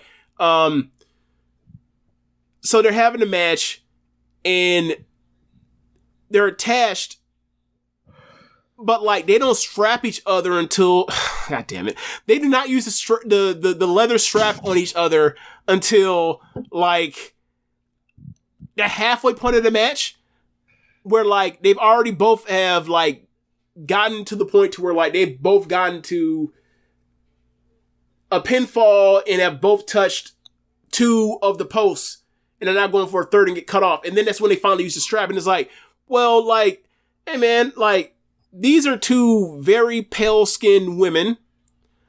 And I thought a bit of the draw was that, like, they are going to beat the shit out of each other with a strap. And ultimately, they have basically a connected match, at the arm match, that's not really all that violent. It's more or less just a regular match. You're kind of like, huh, okay, this isn't, and obviously like they have to get this, near falls or tease near falls, get near falls, go to the ropes or whatever else, and drag each other along, and then eventually get cut off to build towards, they finally get to, they both get to a pinfall and can get to a third post, and they're both going for a fourth, and that's like the part. But like, basically they end up outside the ring, and like once they get outside the ring, it's like the whole crowd just kind of like, well, no one can complete objective right now because they're out the ring. No one can get a pinfall. So they get back in the ring and then it picked up. But like I said, like they didn't start strapping each other until late. And then like there was a run where like it picked up because they started just basically just suplexing the shit out of each other over and over and over again. But that was basically the best part of the match. But like we're talking about like this match didn't get cooking until like the last third of it. Where the first 2/3 you're kind of like, oh, it's there, but you can kind of like, you know, not pay attention to it because and the crowd's not into it either. Cause like, you know, I think part of that is the build because like one, Sayori's not actually over yet because like they don't know where the vagueness of her character and her intentions with Cosmic Angels or leaves, you know, to be desired. This was a part of like now getting her over after this, but like now that you know where she actually gets in and fits in, but it's like this didn't work. And like, you know, it's Stardom. They almost, when's the last time they had a bad pay-per-view main event or a not great pay-per-view main event? When was the last time that happened? Yeah, it's hard to. Would it be like, it would be, I know what it is. It's when Natsuko blew her knee out. Oh, yeah. So it takes someone blowing their knee out for Stardom not to have a great pay-per-view main event. You know what I'm saying? So people were like very disappointed with it. And the disappointment is definitely, I feel like the most disappointing Stardom match of the year. But people are taking overboard saying it's the worst Stardom match of the year because, you know what some of these undercards are like, Rich. So, some of these undercard matches can look like, so like, you know, so yeah, like it was very disappointing. It was one of those matches where like they're working really hard. They're really, you know, slamming. It's a physical match, but it's just the crowd ain't into it, and they just like, well, you got to grit your teeth and get through it. And they got through it at the end. And at the end, Otto wins, and she basically says like, "Hey, like, are we just two fools? Are we just two fools fighting and like can't make peace with each other because of old stuff?" And she was like, "Look, I'm sorry. I just felt like I needed to do this with you because you're my rival. But like I'm on the right page now that I got this out of my system."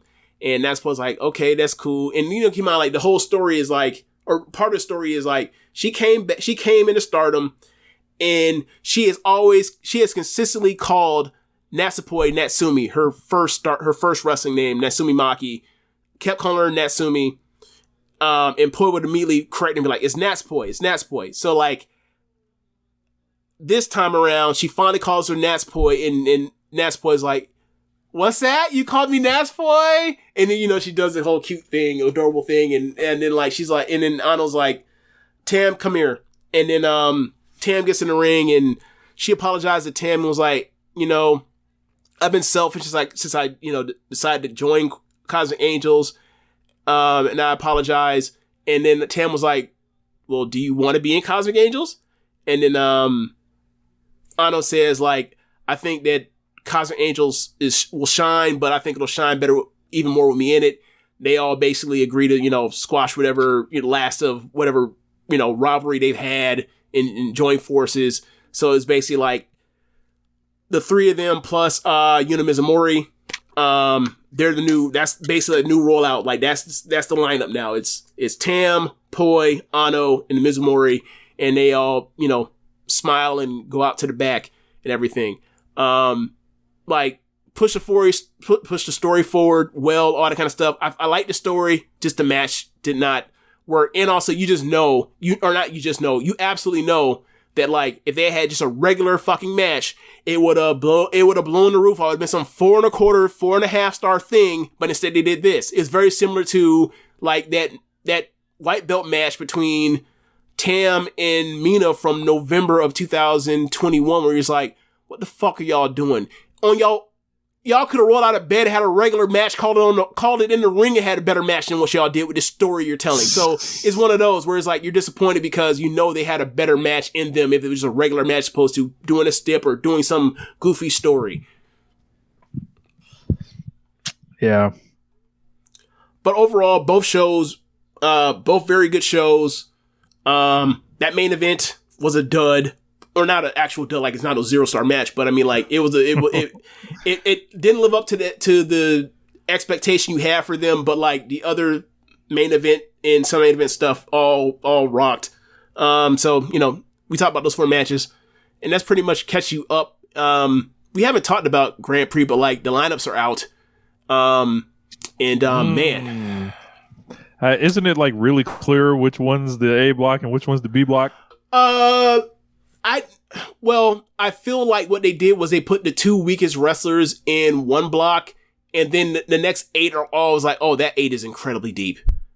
So like I feel like that's what they did with the blue block this year, because like it's Tam, Mayu, Shuri, Kamatani, Hazuki, and I think Mirai. That's and Natsupoi and Kid and Suzu. You know what I'm saying? Like, that's a fucking killer lineup. You gotta keep in mind, like, the other one is also raw, because like it's like, you know, Utami and Julia and Micah and trying to think who else is in there. Azumi. Yeah, like it's just this is, I mean, it's 20 people, 2 blocks of 10, and like there are 7 high quality wrestlers in both blocks. So like, you know, I really feel like this could be the best Grand Prix ever. Cause there is no, you know, there's no Mai Sakurai, there is no Momo Kogo, there is no Roaka, there is no Sakashima comedy funny match, there is no, you know, Kaguma funny match, there is no all cap Saki. Like, it's all killer and very little filler. And even like the people that I'm, you know, have my guards about, like Natsuko, is like, is she really gonna do what she did 2 years ago when she gets like basically wrestles in a way to be like, hey man, you might need to just leave this promotion or leave the business. So, and you know, since she came back, she's been on a lot better behavior than that era of Natsuko Tora. So yeah, it's going to be loaded. Well, I mean, obviously it comes up in a couple of weeks. We'll preview it, but like, I'm really excited this year. Really excited. The main event for night 1 is Kamatani and Tam. Yeah, but there's also like, it's like 8 deep, a match that could be like, that can get 4 stars. Night 1. So yeah, we'll be covering night 1 of that, because those night 1s at Grand Prix the last 2 years have fucking rocked. Ain't fucking off. But yeah, man, let's move over to WWE Money in the Bank, 2023. Yeah, let's do it. Yeah, let's do it. So what are your thoughts on the show in general? Okay, I thought the show was mid. Okay. I think this has been a rather strong year for WWE on pay-per-view. And I thought this was towards the lower end of all the shows. I was like, this was not better than Backlash. I don't think either night of WrestleMania, Elimination Chamber, Royal Rumble. Like, I think this may be, like, this wasn't a bad show or anything. I just thought it was mid. Okay.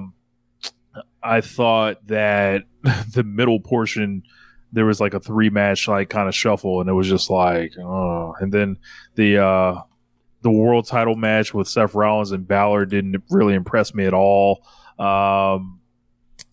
Seeing Gunther and Matt Riddle and only giving them less than 8 minutes, and then Riddle getting just discarded like a nothing person, tapping out. I'm like, okay, didn't expect that. I thought they'd let him get in there a little bit, but in some ways it kind of felt like a big budget house show that they did on like international waters or whatever. So like they were just so happy to be over there, like the fans happy to see them. Anything could ride essentially, but I thought overall it was like, it wasn't the worst show or anything, but it was just, you know, just in the middle for me. Okay. I didn't think this was a great show. I thought it was a good show, and I probably would have thought more higher. I would have thought more highly of this show if I didn't think the main event was a snooze fest for 2/3 of it. Yeah, man. Shit. I almost fell asleep thinking about that match, James. I think that I dislike this Roman main event more than any of the other Roman main events in this run. Brother, I think this is my least favorite one. I did not rewatch this match to make this claim or anything, right? But the match time on this is 32:05. I swear to God, I don't think anything happened before minute 27. And when I'm just watching the main event, I'm like, why is nothing happening? Why are they just looking at each other? Why are they just laying on the mat? Why are they just not engaging? Where's the wrestling? Where's the fighting? Where's like the intensity?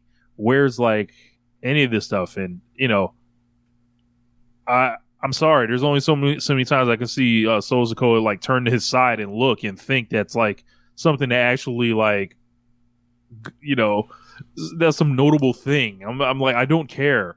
And I think it just weakened the overall like match for me. I know people got really happy about like those remaining 5 minutes, but for me, it was just more the same with the never-ending ref bumps and the Roman Reigns main events, visual pinfalls, and just seeing like I think people were so caught up in Jay pinning Roman Reigns, which presumably is going to set up a SummerSlam match for him to get his shit pushed back. Right. But people like I think this is a litmus test. If you're into WWE, I think you like this. If you watch almost anything else, you're like, where's the wrestling? What's the, you know, like what's happening here? I originally, like, when I watched it, I was like, I'm giving this 2.5 stars and saying fuck them for insulting me like this. But I decided I'll be nice and just go with the gentleman's 3 on that. But it was just like, it was so slow. Beyond slow. Purposefully slow. Bordering on lazy. And it was just like, this is the definition of storytelling. I'm sorry. Storytelling is what Utami inside Kamatani did in that cage match. This is just like niggas moving slowly and looking at each other. And I think it's just a disconnect on like what is pushed as storytelling and then what is not pushed as storytelling. And I think it is not all that fun. And I'll give them this. The crowd absolutely bought it, you know, and the crowd's been buying it. And I think they have actually unlocked something, unfortunately, because I think, and this is what this company is set to become, because like the traces of this are already trickling to NXT. So like, it's almost like if you want to get to the main event now in one of these shows, you'll be working with the Usos or Roman Reigns, and you're going to have to take all the speed down, turn it down, brother. We're doing less tonight. I know Kevin Nash must have loved this match. It was just so much not happening. I was like, I was befuddled because it was almost like, all right, if you thought we never did shit before, wait till y'all get a hold of this one. We really ain't gonna do shit in this match. Okay, so I guess we're gonna start with this because you have went on to the rant, and this is where like the clip comes. So I'm just gonna follow back. I'm just gonna follow you. Follow your lead. I'll be the side commentator to your Utami. Man, you know, oftentimes you may get spoiled on something and you hear, you know, the talk about whatever criticism or positivity about something, and you watch it for yourself and you're like, oh, it was a bit of hyperbole, right? Like, you had alerted me that like they did nothing in this match to start. And I was like, that doesn't surprise me. It's par for the course, right? James, not only did they do nothing, they did less than nothing. Right. So, but, you know, I'm already going into an impressing play, watching it today, knowing that they're not going to do anything. So I'm expecting to be like, well, it wasn't that bad. I'm watching this. You somehow undersold that they did less than nothing.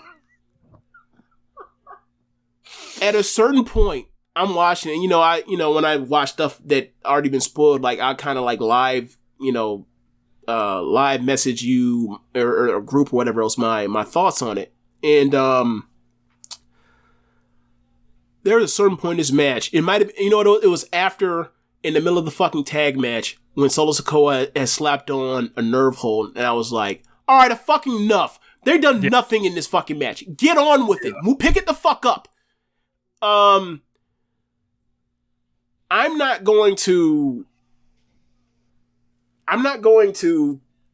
downplay their storytelling and their callbacks to the prior main event matches in the last 3 years in Roman Reigns' title defenses. I'm not going to do that. That's absolutely storytelling. My disconnect is that just because you are telling a story does not mean it's actually compelling. Like, right? Like, just because I cook something does not necessarily mean that it's going to taste good if I don't put the right seasoning or prepare the food in the right way, correct? Right. And it was like, okay, we got the low blow kick out. We got I'm trying to think of all the stuff they did. The callbacks. They got the Samoan talking about Spike a story. Stuff. Haven't they seen this story before? Because I feel like I have. Right. They got the ref bump. They got all that stuff.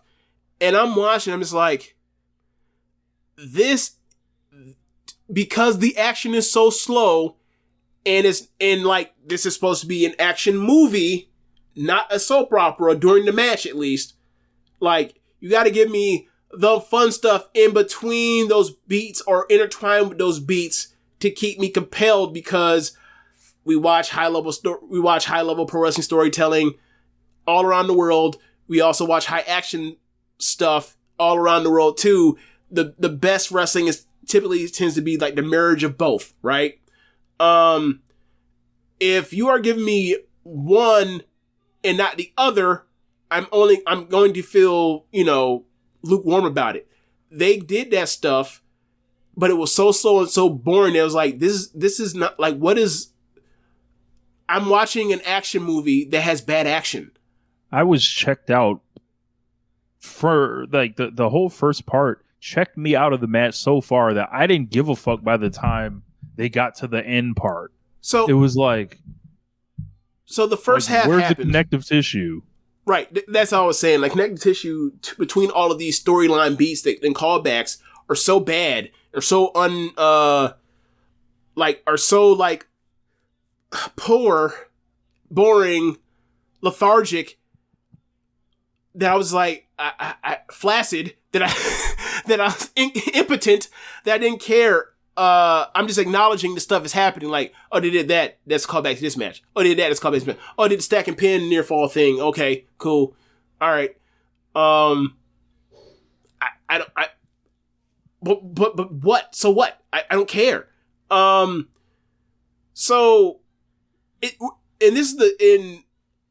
We've had Roman matches like the first half of 2 years ago. First half of 2021, where he's wrestling Daniel Bryan, he's wrestling Cesaro, and like those matches, action-wise, with all the stuff he's doing, those are legitimately great matches. We've seen we've had different runs of Roman Reigns wrestling, people like Seth Rollins, or wrestling people like AJ Styles, or earlier iterations of the Kevin Owens stuff that were great matches. We've seen the Usos have one of the better tag team rivalries ever with the New Day, right? We've seen them have great matches, 3 of those 4. The part where like they're still in their 30s, they're still in their late to mid 30s, and they're having matches this slow. And this is also like coming off the heels of that WrestleMania Night 1 main event with Kevin Owens and Sami Zayn, where Sami Zayn is cooked. And they're just super kick merchants, right? And I'm just like, yo, what has happened to the Usos? The Usos used to be able to tell great stories in the ring and also had fun, entertaining action. They're cooked. And Roman Reigns has had a number of great matches. He seems cooked. And Solo Sikoa seems like a guy that like would not be employed if his last name wasn't fucking whatever, a Fatu. Right, and I'm just like, yo, this he's with them. He's with them all-star at the moment. Yeah, I was just like, I was really unimpressed by this match. Like this match, like Jay White in a main event title match thought this lacked urgency. Yeah, man. It was. Nah, man. Jake Lee thought this. They got it. They got. I've been saving it. They got to go to hell, man. They gotta go to hell. Jake Lee thought this match lacked urgency. Okay. Yo, this was like, yo, you are like, I understand, like, you know, you build the long winding road before you give them all that kind of stuff because you're basically wrestling like it's the fucking 80s instead of 2023. But like, there was a time when WWE on the main roster seemed to have not caught up, but like closed the gap on like the outside wrestling world, even with their slow pace that they still have, had closed the gap on like what is the best in the world and like what they're doing to be able to match that in the ring. As far as in-ring action, it was always going to be slower, more methodical, always going to be. But they were able to close the gap on the cool moves, actually hitting each other hard instead of like pillow fighting. And it was starting in 2016 when AJ showed up, right? And then, you know, some of that was also carried up through the NXT system where guys were basically not told to wrestle or tone it down, and they showed up and they still were able to, you know, light people up, right? Like people like Gunther, for example, McIntyre. And I'm watching AEW, I'm watching Stardom, I'm watching New Japan Pro Wrestling, and I'm just like, I'm not necessarily sure that like the wrestling has sprawled forward in the way that it did like over the 2010s as far as like the progress of the best in the world stuff compared to a decade before, but like compared to like over the last 5 years of pro wrestling. But I watched Stardom or AEW, and then I watched this month to month, and I'm just like, I feel like this gap has gone has opened up again. And I don't know what's going to, at least in the main events, and I don't know what is going to have to change for them to catch up, because like WWE is normally always, as far as in-ring stuff, 20 years behind. But I'm watching this Usos match, I'm like, bro, this is some fucking like, this is some fucking state fairgrounds Ric Flair shit. And I don't mean the good Ric Flair shit neither. I honestly think they're trying to, they're purposely trying to zag here. Like, they're like, you know how they say Rick Rubin, like, you know how I like to joke, yeah, you know, Rick Rubin really don't do shit like on these songs or whatever. Mm-hmm. Like they're taking shit out the beats or whatever and it is real minimal. Like it feels like a conscious choice they're doing in a different way than just wrestling in an older style. It's like, all right, it's just like, yo, we're gonna just, I don't even know how to describe it, but whatever we're going to throw unconvincing punches as we all make like sneers at each other between each punch. Like at the beginning of that match, bro, like the cutoffs in some of these to get momentum between both of them is literally like not like someone blocked a punch, someone made a mistake. It's I throw a punch, I look around, I walk up, and then I get punched or I get my punch counter and I get punched in the face. Now I'm selling. I was like, yo, this sucks. Y'all are fucking better than this. What the fuck are y'all doing? Like, I had got into a thing, or not a thing, but it was like, it was a kind of a conversation I was having with Finish Show where it's like, yo, what has happened to the Usos and Roman? Like, they're not old guys. Like, why are they wrestling like they're edge now? They're not in their 40s, they're in their 30s still, and none of them have like some significant injuries that, you know, we can, you know, see what the fuck's going on. And he was saying, well, you know, maybe it's, you know, more juice out to squeeze just doing these matches. I was like, okay, cool. Is somebody gonna tell Seth to stop wrestling how he was wrestled then? Because Seth goes out there and you can say what you want to about like, you know, maybe he's not a Kenny Omega, maybe he's not a Bryan Danielson, maybe he's not a Will Ospreay, maybe he's not a Shingo Takagi or whatever else, maybe he's not Shuri or Utami or whoever else, right? There are people who will insist he is for some reason, but never mind that. Regardless of that dude consistently brings his ass out to television and to pay-per-view since a year after he tore his knee up, and he does nothing but go out there and have quality matches. Are they matches of the year? Probably not, but they're quality matches nonetheless. And some of them are great. Sometimes they're kick ass, and he has same matches.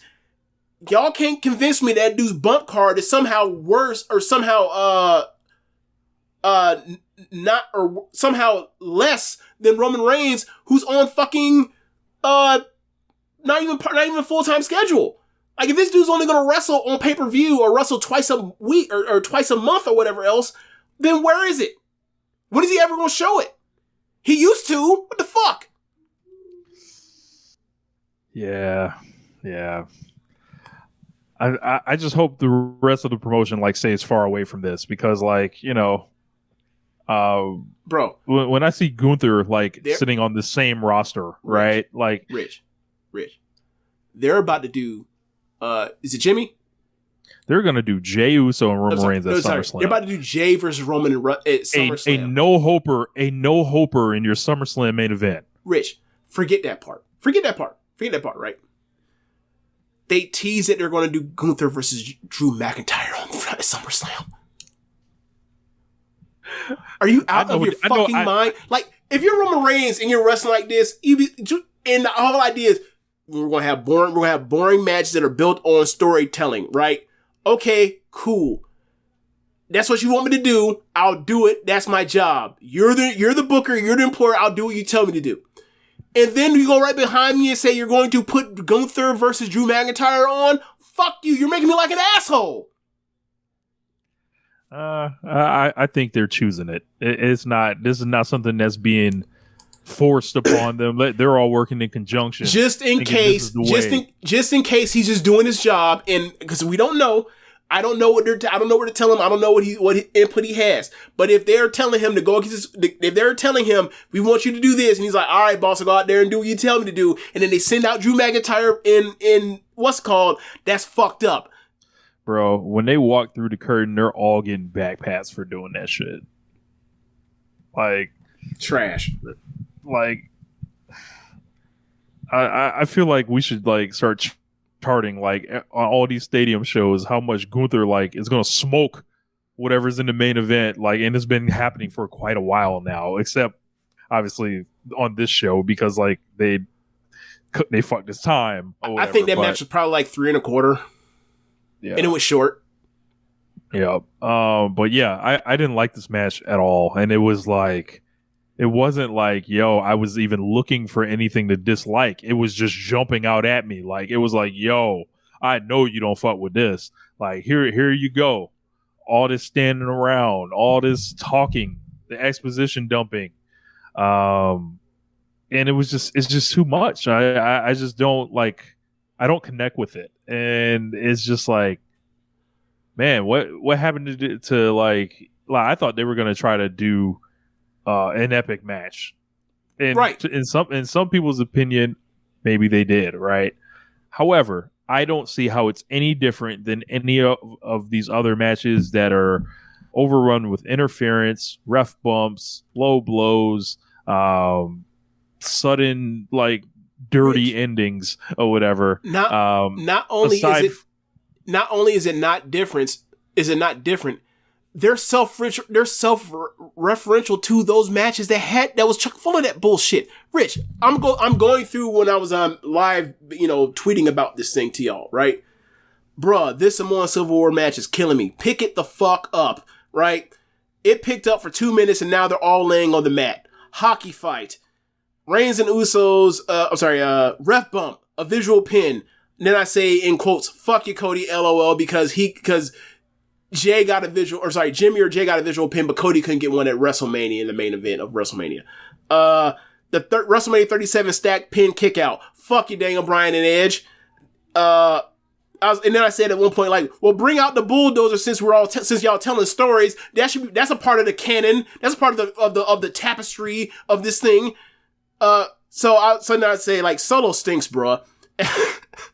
Then I explained why I said he stunk. Bruh tried to make a snooker cage match dive moment off a barricade splash through the announce table. You fucking dork. You lame ass nigga. You jumped 2 feet. I understand listen, I understand that in retrospect, when people look at that cage, you're like, bro, it's an 8-foot cage. It's not that big a deal. But in the 80s, it was a big fucking deal that Snuka came off the top of that cage. Now, man, Azumi did a fucking moonsault off a fucking cage. Now, right. Now, excuse me, Starlight Kid. Right. Yeah, and yeah, Azumi did a double diving foot stomp off the cage. Hazuki did a senton off the cage. You know, the bear did the bear fall off the cage. There's a bunch of, look, we can't be comparing them to Stardom. It's unfair for us to be comparing them to Stardom at this point. But to go from that moment in the 80s to it's 2023, and we have a motherfucker jumping off a barricade that is 4 feet off the ground, and he's calling for it like it's the big anticipation of he's going to die. He's going to die 4 feet onto a 3 foot off the ground table. Get fucked. Are you kidding me? So then I go from there. Low blow, kick out, LOL. And at the end, I saw the match ended. I was like, bro, this went 32 minutes. In 32 minutes, I probably saw like 8 minutes of good action in this match. With three competent, capable, sometimes even great wrestlers in it. I got 8 minutes out of 32. Fuck y'all. That's bullshit. Yeah, man. I did not enjoy this. And I'm even hesitant about keeping that 3 on there. Like it was just everything I don't like all in one. It was like the culmination of it. And then we look forward to SummerSlam. As I mentioned, Jey Uso, presumably you would think he's going to get a title match with Roman. And I don't know who needs to hear this, but like it's like a no-hoper kind of thing. And almost all this stuff seems like it is now just to keep Cody and Roman away from each other. It's all no-hope stuff. Yep. And which is why they gave him the pinfall, because like just good booking. You got a weak challenger, got to put everything you can into it to get people to believe that like to believe different what they already know going into it was initially like, you realize it's a plan. It's like, oh, he's not winning. Oh, we got to give him this. And maybe people think, oh, well, maybe my ass. You know what's going to happen. Yeah, I think it would be a disaster if the person that actually beat Roman Reigns for the championship isn't someone that you're going to use as the top star of the company. So just from that logic, like it's like, what's going on? Is he for? I think your hardest of a hardcore Bloodline fan like thinks the Jey Uso angle is much more exciting. I'm going to disagree with them from a general standpoint, just because of my eyes and history and all that. But if it was me, I would have been looking for some sub 32-year-old, to figure it out. I know you don't necessarily have all those, available to you or anything, but this Cody thing looks crazier and crazier in hindsight now, and it's just like when they come back around with them next WrestleMania, it's gonna be like, y'all just did all this just to like. Just to kick the can down the road, and I don't know, man. Not for me. So, my thoughts on when you said like if if Roman puts his cousin over for the title, I'd just be like, oh, we gotta put Roman Reigns on for Necessary of the Year. Yep, I did not drop the title to this dude from AEW. I kept the belt in the family. Not even that. It's like I basically was given my choice to put it on whoever I wanted to, and like I decided to put it on my cousin, who's the tag wrestler, who will immediately lose it either probably back to me or to like or to his brother, who's also my cousin. You know what I'm saying? Like real nasty business. That would be nasty. That would be insanely nasty. Look. You put, is it Jimmy or Jay? I keep forgetting if it's Jimmy or Jay. It's Jay. You put it on Jay, right? You have Solo win it, right?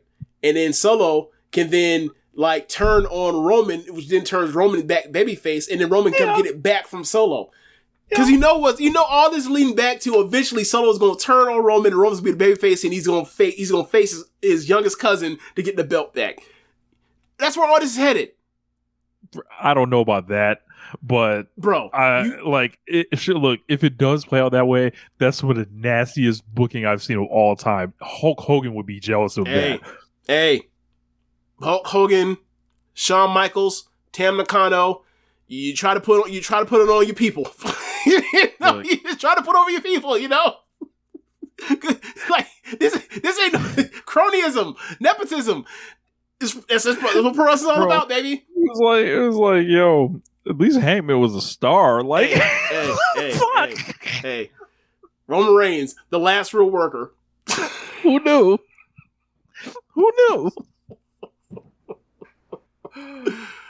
Sick. All right, so main event. Seth Rollins for what is the name of this title? Oh my god, the WWE World Heavyweight Championship. Okay, WWE World Heavyweight title. Seth Rollins versus Finn Balor. This match started out with them, telling the story of the bad ribs from Seth. It's slow. It's hard to get into at the beginning. Go ahead. Before you do that, all right. This video package they played before this, where they have this nigga Finn Balor talking about 7 years ago. I'm like, brother, have you explained why you fell off that top rope yet? Since you're talking about the past. Good point. My thought was when I watched the video package was, wow, you're talking about SummerSlam 2016. Even in talking about like the resentment you have towards Seth Rollins from that moment on, I don't seem to recall you mentioning any of this in 2018 when you feuded over the Intercontinental Championship. This fucking sucks. Yep. So anyway, now y'all want us to remember some shit. Okay. Yeah. Anyway, I think I'm taken out of the match from there, but yeah. So after they set the world of working over Seth's ribs, you start getting some fun stuff between both of them. It was like the last 2/3 of this match were really good. Lots of stories of like, okay, Seth goes for the frog splash. He ends up Balor gets his knees up, Seth selling it. And then, there's double down. They're both on the ground. Out comes Damian Priest, who had just won Money in the Bank. And he looks like he's going to cash in, which then sets up a part where Seth Rollins says, I got eyes in the back of my head, which then proceeds to seconds later, he gets taken out from behind by Seth, which made me fucking out. Poetic. You're right. And he's a babyface saying this. It wasn't like he was a heel that was trying to, whatever. Balor. Bro, I will never cheer for Seth Rollins, ever. So Balor gets Seth dead to rights, and he's about to go up for the double foot stomp, the coup de grace. And next thing you know, Priest stands up by ringside, which then distracts Balor. And then Balor was like, "Oh, I'm distracted. What are you doing? All right, well, never mind. I know. I'll just jump anyway." Misses, and then gets curb stomped. And then, like, after this, 3 3/4 star match, where it was a distraction finish to fucking up at the end. I went 3 1/4, but What you say? I went 3 1/4, but to each his own. So after that happens, like, Priest has Money in the Bank in his hand. Rollins was just dead to rights seconds ago until you fucked it up for your own teammate. He has bad ribs that Balor just worked over. And there's no fucking cash in. You're a fucking moron. What are we doing? Now, I know people are going to be like, well, he was disagreeing, arguing with Finn Balor. That's why he couldn't cash in. He lost. What is Balor going to do? Balor going to cut off his own friend because he was too stupid to jump off after he got distracted by the dude standing up. He got distracted by someone standing up. Who do you think they is, James? Kenny Omega and Kota Ibushi? Who do they think they is? So Seth skates. And I was like, okay, cool. Yeah. I feel like the angle dragged this match down. They only got 12 minutes, and I don't know, maybe Balor's getting a little older at this point. I know he was great a couple years ago in NXT, but I don't think they're going to be allowing him to get his jaw broke out here for the love of the game. That wasn't the only great match he had in NXT. Stop it. That's the best one. It is. It absolutely is. I was thinking about this. I was actually thinking about this when I was having a talk with Finishel about like Seth's standing in like the world when it comes to pro wrestlers as far as in-ring talents. And I was like, look, man, like no disrespect to him. He's an all NBA guy still, but he's not an MVP candidate. Like, this is basically what I'm getting at. I'm not trying to say he's not great. He is, but he is a certain level of great that is not like, oh, he's one of the 10 best wrestlers in the world. He's one of the 5 best wrestlers in the world. Nah, he's around that, all NBA. That man is a bench all-star. Yeah. Yeah. At best. I'm not going to go there with you, Rich. I'm not going to go there with you. There are some people who don't even want to give him that. Yeah, that's true. That's true. But, I'm also taking into account, like, he's doing restricted plate wrestling where a lot of people aren't. So, like, I'm adding that. I'm factoring that into the equation, right? And so for me, I'm watching it and I'm just like, when they're having that conversation with Finishel, I'm just like, bro, what's Seth's best match in WWE? And then I immediately thought was like, it ain't better than that fucking match Balor had with O'Reilly. No, it ain't. So, but yeah, it was. I don't know if this moves the story forward or whatever else. It probably does between like teasing ascension between Balor and Judgment Day. But it's like, why would you break them up? Why? Or why you have them, or the whole story is they're going to be so stupid and jealous of each other that they get in each other's way, and that's how Seth survives and keeps the title. Shit, like it's amazing. Like they did this whole Money in the Bank shit. None of them want to go near Roman. No, like nobody wants to challenge. You don't want any of them 3 titles Paul Heyman's holding. You know what? You know how we do like these fantasy drafts, whatever else, and we try to find like the pictures of the wrestlers when they have like the most belts or like the nicest looking pictures. Like, yeah. I want somebody when they draft the manager, they draft Paul Heyman. I want them to grab the picture of him holding the 3 fucking belts. Like he's a wrestler. Like this is the J crown for managers right here. Oh my god. Or the H crown, my bad. But yeah. So Money in the Bank women's match, Io Sky, Zoe Stark, Bayley, Becky Lynch, Trish Stratus, and Zelina Vega. This match here, man, it's been a while since I've seen a match start in one direction and then like positively switch and go the other way. And it's been a minute. I can't think of one really off the top of my head. But like this match at the start, I was like, oh no. This is going poorly. This is going very poorly. And I don't know, but like around the time, like maybe a few minutes before, the sunset flip bomb, through the ladder bridge, I was like, oh, this picked up. And then it kept going and like a lot of this interactions between Becky and Trish worked out very well. And I thought this turned around. I thought this ended up being a very good match by the end. I don't really have a star rating for it. I probably have to watch it again, but I thought this turned out to be very good by the end after I thought this was headed really badly. My initial thought was it was a bad match with a good finish. Okay.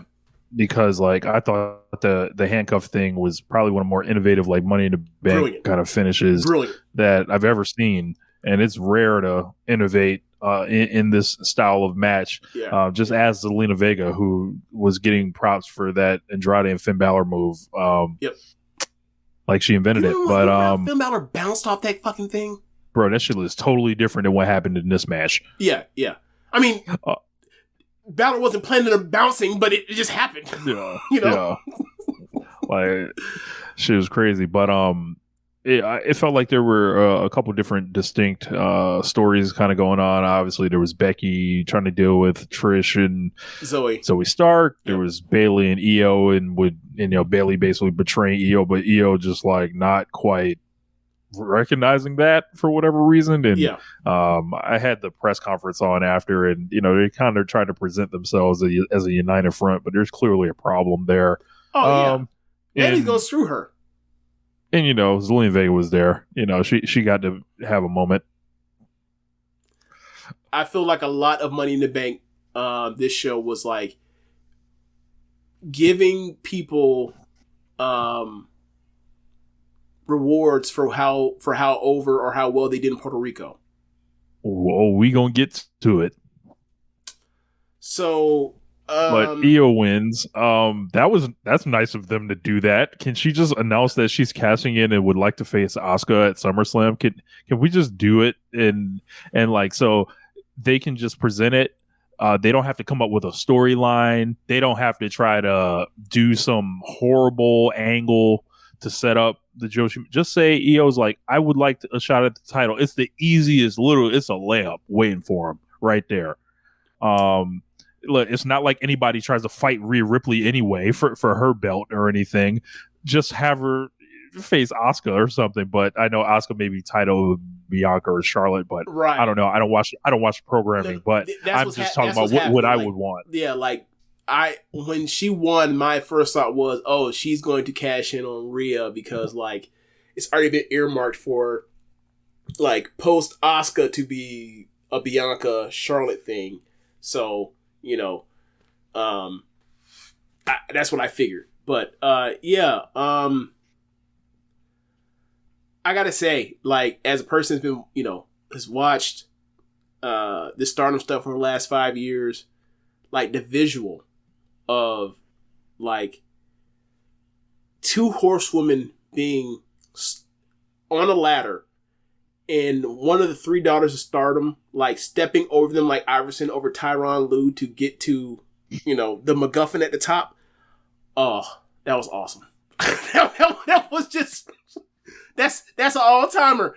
That's the pinnacle. Us Stardom folk, we ain't never gonna get a better visual representation of what it was critically or match for match ever. It's never gonna be better. Like, Io is literally like just stepping right over the fucking top of Bayley and looking down on Becky as she climbs up and grabs the thing. It's never gonna get better. That's the top. That's the pinnacle. We never get a better one. That is how we end in the movie.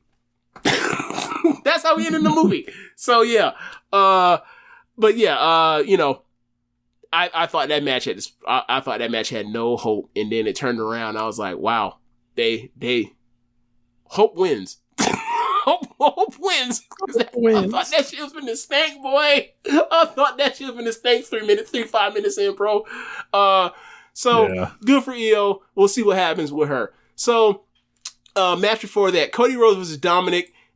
This match was everything it needed to be. It is Cody, a guy that is the top hero in the promotion, and he is facing a geek heel, a shithead, and they wrestled this match like this geek has no chance.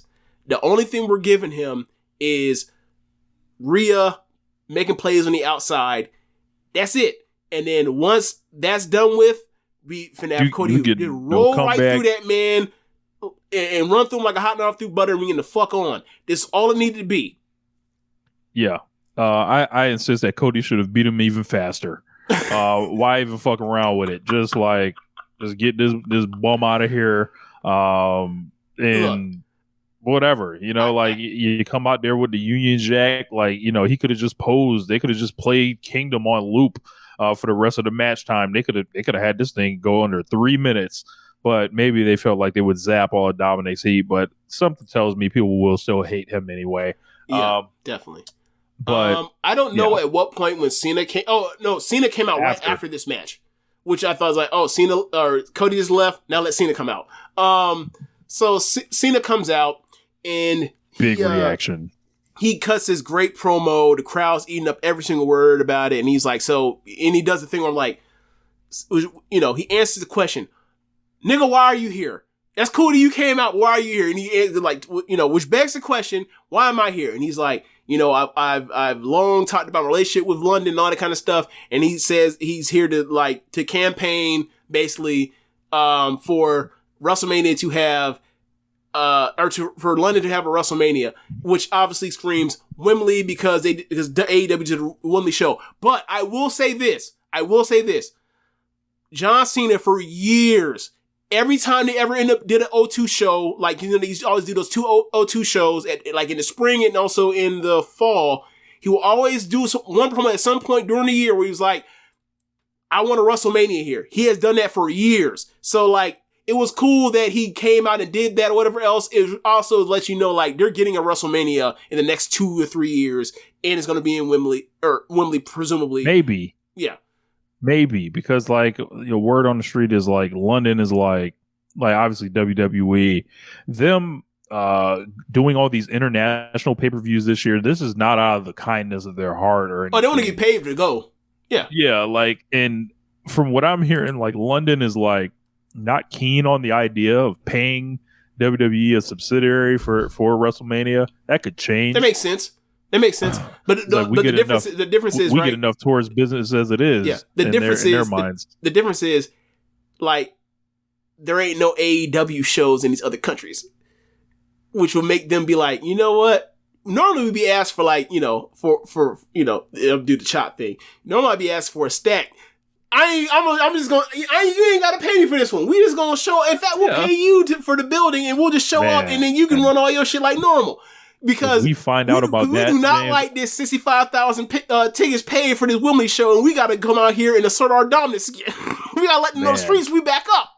I don't know how someone could watch this and then come out on the other side on their Twitter accounts and on their TikTok accounts and say this is not the case. I don't know why it hurts you so much to admit exactly what this is. Like, oh, this doesn't have anything to do with AEW. Then why didn't they run a stadium there at any other time? Right. It's been over 20 years. It's been over 20 years. Right. And you know, it's not going to be next year. It's going to be like, it's Philadelphia next year. You're going to have some time to build it up. And then they're going to lie about the number. You're going to, quote unquote, come out on top anyway. So just, you know. It's just amazing, like the lengths I think that people will go to say, oh, there's no war, there's no, you know, they don't care about this promotion. Like it's amazing the lengths that they'll go through when I think you can get a lot more out of it by being honest about it, by saying, yeah, they're probably going to go over there. They're going to wait for AEW to set the mark, and then they're going to specifically try to beat it. And I don't know why acknowledging that is such a bad thing. I think the thing is they're trying to do the thing where it's like they're trying to do the Jay-Z Drake thing, where it's like we throw shots but don't acknowledge. Most people say people's names out loud because like that would mean like if we're acknowledging them. Like it's a bunch of passive aggressive bullshit when it's like, yeah, I thought y'all were like the alpha males. Like, say it with y'all chest. Ain't nobody, look, like, the recognition isn't going to mean nothing because y'all trying to stomp them out anyway, right? Like, yeah, y'all still running NXT shows head to head with their pay-per-views and shit. Like, we know your get down already. When is that red, white, and blue takeover thing they're finna do late in the month? When is that? I'm not sure. I think, I know the last one, Battleground, was head to head with Double or Nothing.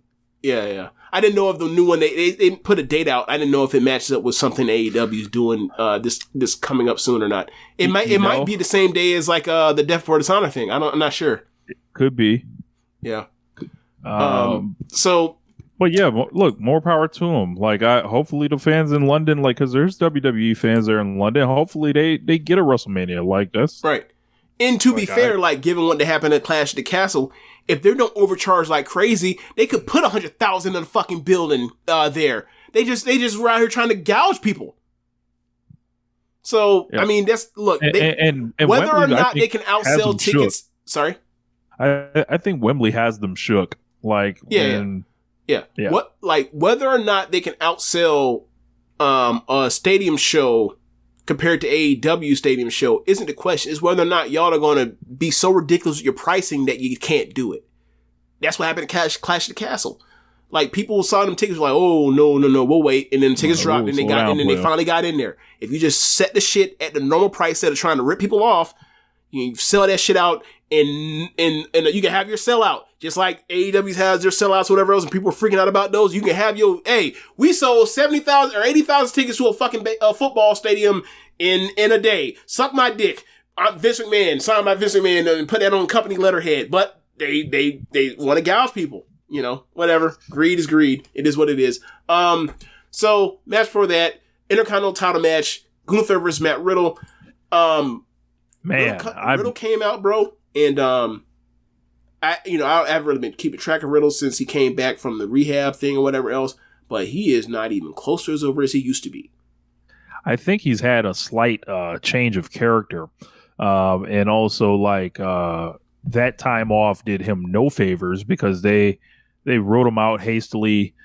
People are aware of his situation. They're still kind of pushing him in a way where they're trying to kind of like serious him up a little bit more. Mm-hmm. But I don't think it's taking because I think he may have been already kind of... What's up? Well, he was a clown for so long. Yeah, he was a clown for so long, and I think people were used to that clown, and then they got him in here with Gunther here, and they beat him like he was a job guy, damn near. Like he was nothing. Like, it beat him in 7 minutes with a submission, and Walter was chopping his ankle and shit, and I was like, yo, they beat him like he didn't matter at all. Yeah. And I was very disappointed by this match. I thought this would be I thought they were going to go crazy. Well, I mean, if this had been a match that had happened on an NXT TakeOver 4 years ago, what are you expecting? You're expecting like some 4 3/4 star thing. So yeah, I get it. This match was a good match that went short, and that was more or less the end of it. And I think the crowd was also hurt by Riddle, Riddle star power, lack thereof. And they went through it, but Gunther's a dude, and they fed Riddle to him. It is what it is. And then they moved on, and McIntyre comes out, crowd loses their shit, and Gunther ends up hitting McIntyre. McIntyre is hitting Gunther with the Claymore, and then he picks up the Intercontinental belt, and the crowd wants to see it. And presumably at SummerSlam, and that match is going to be great. So, good luck to Jay. Good luck to Roman. But you ain't got no shot, bro. You ain't got no shot. As long as they don't say, yeah, y'all got, 6 minutes. As long as they don't say that, I think that Drew McIntyre and Gunther can get more done in 6 minutes than Jay and Roman can get done in 30 minutes at this point. I mean, would you disagree? You may not be wrong. Yeah. You may not be wrong. Do you remember what pay-per-view was it? Was it it was that last man standing match between Brock and Roman. Was that SummerSlam last year? Yeah, and I was like, bro, they got less accomplished than Himeka and Shuri did in their Grand Prix match, and people were like, oh, fuck out of here, 15-minute time limit, blah, blah, blah. And then I like, Rich, you watch, and then what do you say, Rich? Yeah, they did. Like, just pick it the fuck up, man. Like, like, you get paid handsomely to wrestle. I need Stephen A. Smith on these dudes' asses. That's what I need. Like, you show up to work, you just collect the check, you steal from the people. Put in the work. Do your damn job. And then move on to tell you something about the dicks. Complain about Obi Topic being traded. Whatever. I don't know, man. Just a mess. Just a mess. So, match for that. Women's tag match. And Shayna Baszler and Ronda Rousey versus Liv Morgan and Raquel Rodriguez. An old bit that we haven't really had much to talk about for this year has suddenly returned. And I know what some of you are thinking. Man, Liv Morgan got the pin in this match. Well, brother, this may have been the biggest example of Liv Morgan will never win of them all. Take us through, James. Rich, they immediately beat her ass. Whoop her around the ring. Take turns off her ass. I don't recall Raquel even getting in. but there was a scramble at one point where like Raquel's laid out and Shayna's in there with Liv, and they back up Shayna into her corner, and Ronda blind tags in, presumably to like finish the job on Liv after they've beat the hell out of her, and Shayna just attacks Ronda from behind, chokes her out, and then walks out and goes up the ramp. And Liv is against the ropes looking on in horror. Yeah, like her parents are fighting or something. She's shook that these two monsters that beat her ass are now fighting each other. I'd have been relieved. I've been like, it's time for me to get the fuck out of here. I'd have rolled out the ring. Yes, I'm going home. I'm packing my bags. I'm getting on the first thing flying back to the Americas, my guy. So Liv and Raquel hit some tandem stuff, and Liv ends up pinning Ronda, and you presume to expect like a match or program between Ronda and Shayna. But while they're doing that, like they had to drop these paperweights off to Liv and Raquel, and like when this whole thing happened, I was immediately real quick. Mercedes is never coming back. Mercedes is right. Them shit's paperweights, bro. Bro, them belts are horrible, bro. And it's sad. Them belts look great. They're the best looking belts in the company, but they're fucking albatross. So Liv Morgan was only able, this is I think less actually about Liv and more about Ronda. Ronda Rousey was only able to lose and do a job after her partner turned on her like Ric Flair at Halloween Havoc 1995. I can't even say that because Shayna was out there participating in the whole fucking match. She just said in the last thing, "Oh, you blind tagged me. You finna get I wanted to kill Liv. Fuck you. Hold this. I'm tired of it. But when I saw this thing, I was like, okay, so what's happening here? I was like, are they trying to turn Ronda babyface? And then my next thought was like, oh, I know what's going on here. I think Ronda's done. Like, and she's like, I'll drop this title. You guys will come up with a finish to protect me, whatever. And then I'm putting Shayna over, and then I'm going the fuck home. And apparently that is what's happening, according to Dave. So, man, gotta say, this is just one of the sorriest runs. Yeah, that's just getting to that. Record. Like, gotta say, like, it's one of the worst runs in the history of the business. Like, compared to when she came in, compared to even as it was going bad, how she left, and then the comeback years later, and this is what you give. And to be fair, the sad thing about this is she was the best wrestler in this match of the four while watching it. Yeah, man, just put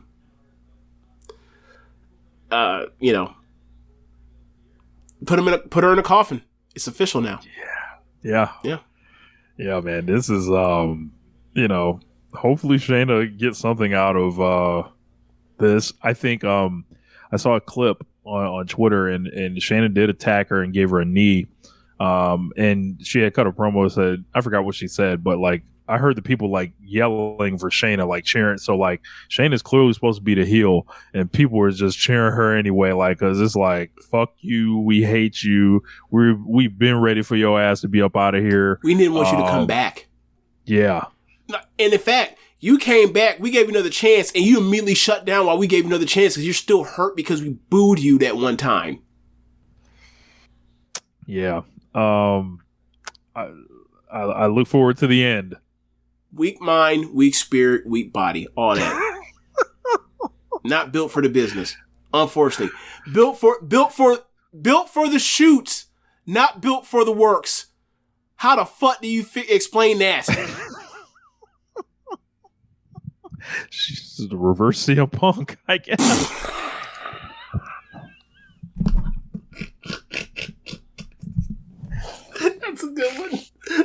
Poor CM Punk. All right. So, the opener. Men's match. The men's Money in the Bank match. LA Knight versus Butch. I still can't believe he's fucking called Butch. He's Butch in fucking London. Whatever.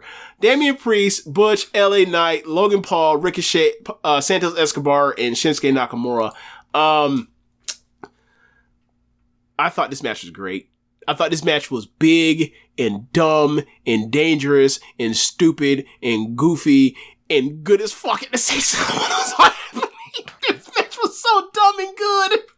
This is the best match on the show. Easily. It was a ring full of guys that I was like, man, I used to like those guys a lot. Man, I used to love Ricochet. Man, I used to love Shinsuke Nakamura. Pete Dunne's in there. Santos Escobar looks like the Hamburglar. I love Logan Paul. And then I had discussion, like, I didn't see you had said this. I wasn't watching, I was saying in the comments, but like, I was like, he looks like the Hamburglar. And I was like, well, wait, is it a Hamburger or is it a Nightman?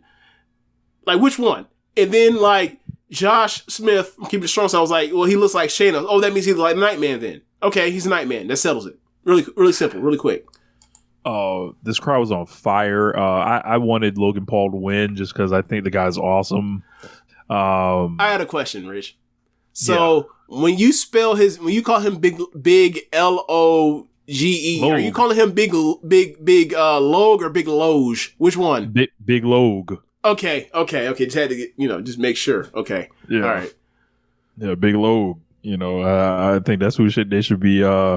I'd much rather watch the Logan Paul main event than whatever the fuck they got going on now. Is that the last really great match he had? Maybe. I'd have to go through. People are positive on the him and Cody, but No. I don't mean like they go through, they do smoke and mirrors forever and whatever. I mean like the actual good action stuff is what I mean. Like a match you can actually put anywhere else besides WWE and not get told to get fucked. Yeah, Logan Paul's a savior. Yeah, 100%. I didn't ask that question, but fine. But this crowd, this fucking YouTuber is going to put WWE on his back. Bro, Logan Paul, Vince McMahon, Paul Levesque to the front of the line. They built this promotion around Logan Paul. James, if they built this promotion around Logan Paul, they would have me for a week. Oh my god, that's sad because you're not lying. You would do this. I'm like, it's time for Logan Paul. Let's go. Oh my god, the Logan Paul show. A real star. Oh my god. Wow. But this crowd and this fan base overwhelmingly wanted LA Knight to win this thing. Yeah, talking to my trainer at the boot camp deal, he was telling me like every week he's like, man, this Logan Paul, or so he's like, it's LA Knight dude, he's getting over, and I was like, that makes sense. Like it's WWE, like he's gonna do well on the main roster. If he's in NXT, he's gonna do well anywhere. He's gonna do well on the main roster because he can talk, he's charismatic. Like a lot of people do the Rock and Ric Flair stuff, but like, yeah, I mean, he's definitely compelling. As a talker, and I kind of filed that away, but when he came out and then like throughout the match, I was like, nah, he really over. He really over. Like it ain't no, this is fun, this is cute. It's like, nah, man, this should be a marquee player. Sorry, marquee. I don't think they see him that I don't way. think the match is match. I know he's on the wrong side of 35, all that, but like he got the physique. He does all the stuff that pops Vince backstage, and that's all that matters. And the crowd reacts to him like crazy. Shit'll get out the pot. It's time to do it. Ain't nobody in here that can't survive without winning Money in the Bank in this thing I'm looking at. Okay. And then they had this match, and they do all this stupid shit, and Shinsuke Nakamura's out here making moves and plays like a fucking crackhead, which it was just hilarious because like we've always been making that joke about he's doing this shit like a crackhead, bro. He's out here. Bro, this man got This man put Damian Priest on a ladder that was between the top and middle rope while he's stuck in the corner, bends him over to the ladder, and it gets on the ladder, and then yells, "Ha!" and then jumps and falls like a rock with a knee. I was fucking howling. Like, like, bro, you too old for this shit. Sit your ass down somewhere. Yo, like, that man is a peer of Hiroshi Tanahashi. That man is broke the fuck up. Bro, I know, but it was like, bro, the stuff he was doing was just hilarious, bro. Good vibrations, and then 2 minutes later, another good vibration step on the ladder. Logan Paul convincing this big dummy, a theme of the show, this big dummy, Damian Priest, hey, bro, you're tall, we're tall, we could be a team. Let's beat them up. And then gets him to set up the tables or whatever else. And then Priest turns on him like, you dummy, Logan. Then Logan Paul gets, 2 dudes on a ladder bridge from the ring to the barricade. And he does a 450 where he lands so short that like, he basically like ricochet and bounces like, off of the person he landed on instead of landing flush. He basically like, I don't even know how to explain it. Almost like a slip and slide, like his legs come underneath him and he like basically like his head bops the floor. I was like, how do you manage to do this? Oh, I know why. Cause you don't know what the fuck you're doing cause you're a backyarder, you damn dummy. I hope you're okay. Then we get to another section of the match where Ricochet, at the end, Ricochet and Logan Paul are on the top of a ladder, and the ladder gets tipped over by LA Knight, and they're both supposed to springboard off of, or come off the ladder, springboard on the top rope, and then Spanish fly to the tables that are set at the floor, the two tables stacked next to each other on the floor, right? Not stacked, but side by side. Logan Paul fucking misses the rope because he's a fucking backyarder that's not experienced in doing these things, and you put him in a live press situation on pay-per-view to do this. He gets stuck on the rope. Ricochet, because he's a goddamn genie, wizard, whatever you want to call him, he just sitting there floating on the rope, and it was like, all right, well, I'll just adjust and get to the second rope. He gets 1 foot on the outside of the second rope and grabs Logan Paul. And grabs Logan Paul and is like, we're just gonna do it right now because there's no way to get away from not doing this while we're stuck like this and not like have to interfere with the finish of the match. We have to die. Logan Paul he made this decision in a split second because he's been wrestling for a decade or for years now. Logan Paul is still stuck in the ropes. He doesn't know what the fuck he's doing because he's a backyarder. He has 1 foot. Logan Paul has 1 foot on the top rope, 1 foot on the second rope, and his feet are in the inside. So Ricochet grabs him with 1 foot on the second rope on the outside and just basically hurts him and gives that man a shoot Spanish fly off the second rope through the table where Logan Paul lands on his head and neck on one of the tables. I was horrified. I saw this and didn't know what the setup was. Just saw it, a clip of it, was like, what the fuck happened? Watch it. It was horrified. Watch it the second time around in real time in the whole entire clip of it. What the fuck is Ricochet thinking? He knows better than to do this shit. And why is Logan Paul being put in the position to do this shit after fucking up? He fucked up landing on the rope. You don't think he could fuck up getting tripped on or getting his leg caught on the rope and dying? He's lucky he only landed on his head on the table. It could have been much worse. I respect the ambition. I'm never going to tell dudes what to do in the ring. But this seemed ill-advised. Once Ricochet's footing got fucked up, it was like, oh no. I felt like I was watching a slow car crash, like something bad was going to happen. They didn't quite get over it, and they both land on their fucking heads. Like, and I don't know about you, James. I think this is way worse than the Tiger Driver stuff, where yes, of course. those guys actually knew what they wwere doing, and I have spoken. I've talked to some people in wrestling that agreed with me was saying, yeah, Will and Kenny know what they're doing. One guy is falling from under control. This is Ricochet's fault, 100%. Yeah. One guy is falling under control on a ring mat that is cushioned underneath underneath a bunch of 2x4s or 2x6s, whatever the fuck you want to call them. Rows of planks. Right. Right. Right, from like up 2 feet maybe, 3 feet at the most, right? And getting dropped, right? And he's getting dropped at an angle, so some of it is getting absorbed by his shoulders and arms or whatever else. He's not just getting dropped completely and compressed or whatever else, right?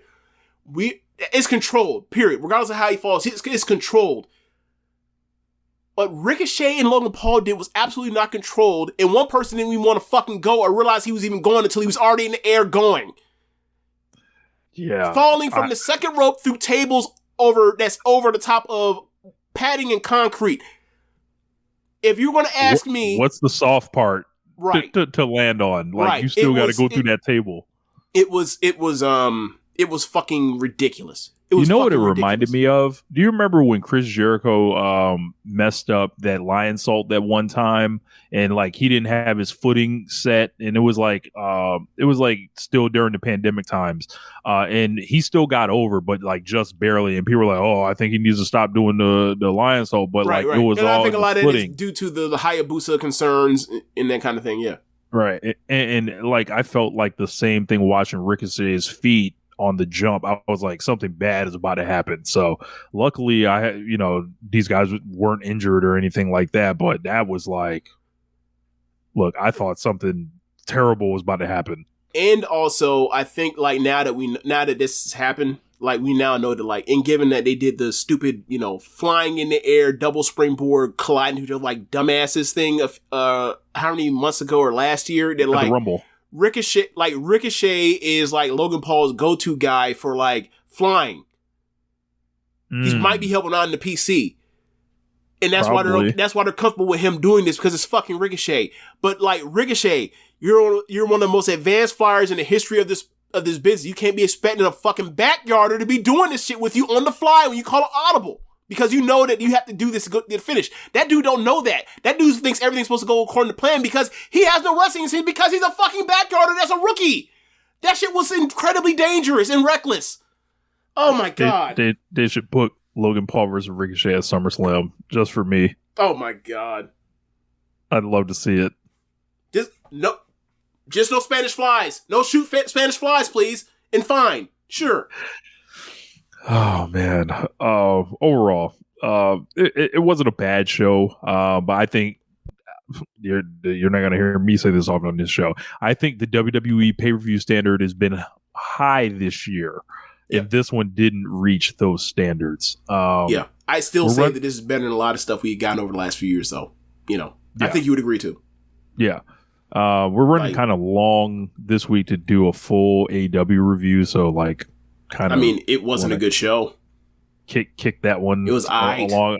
It was cool. I like Moxley and Ishii. Yep. That was a hell of a match. Loved it. And I honestly can't. Sting in the main event with the big dive at the end, like a sicko. I like that match. More recklessness.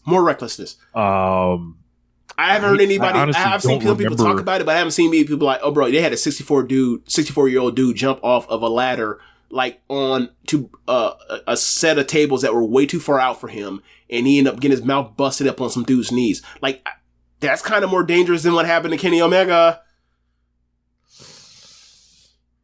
One could say that. Trying to think what else happened on the show.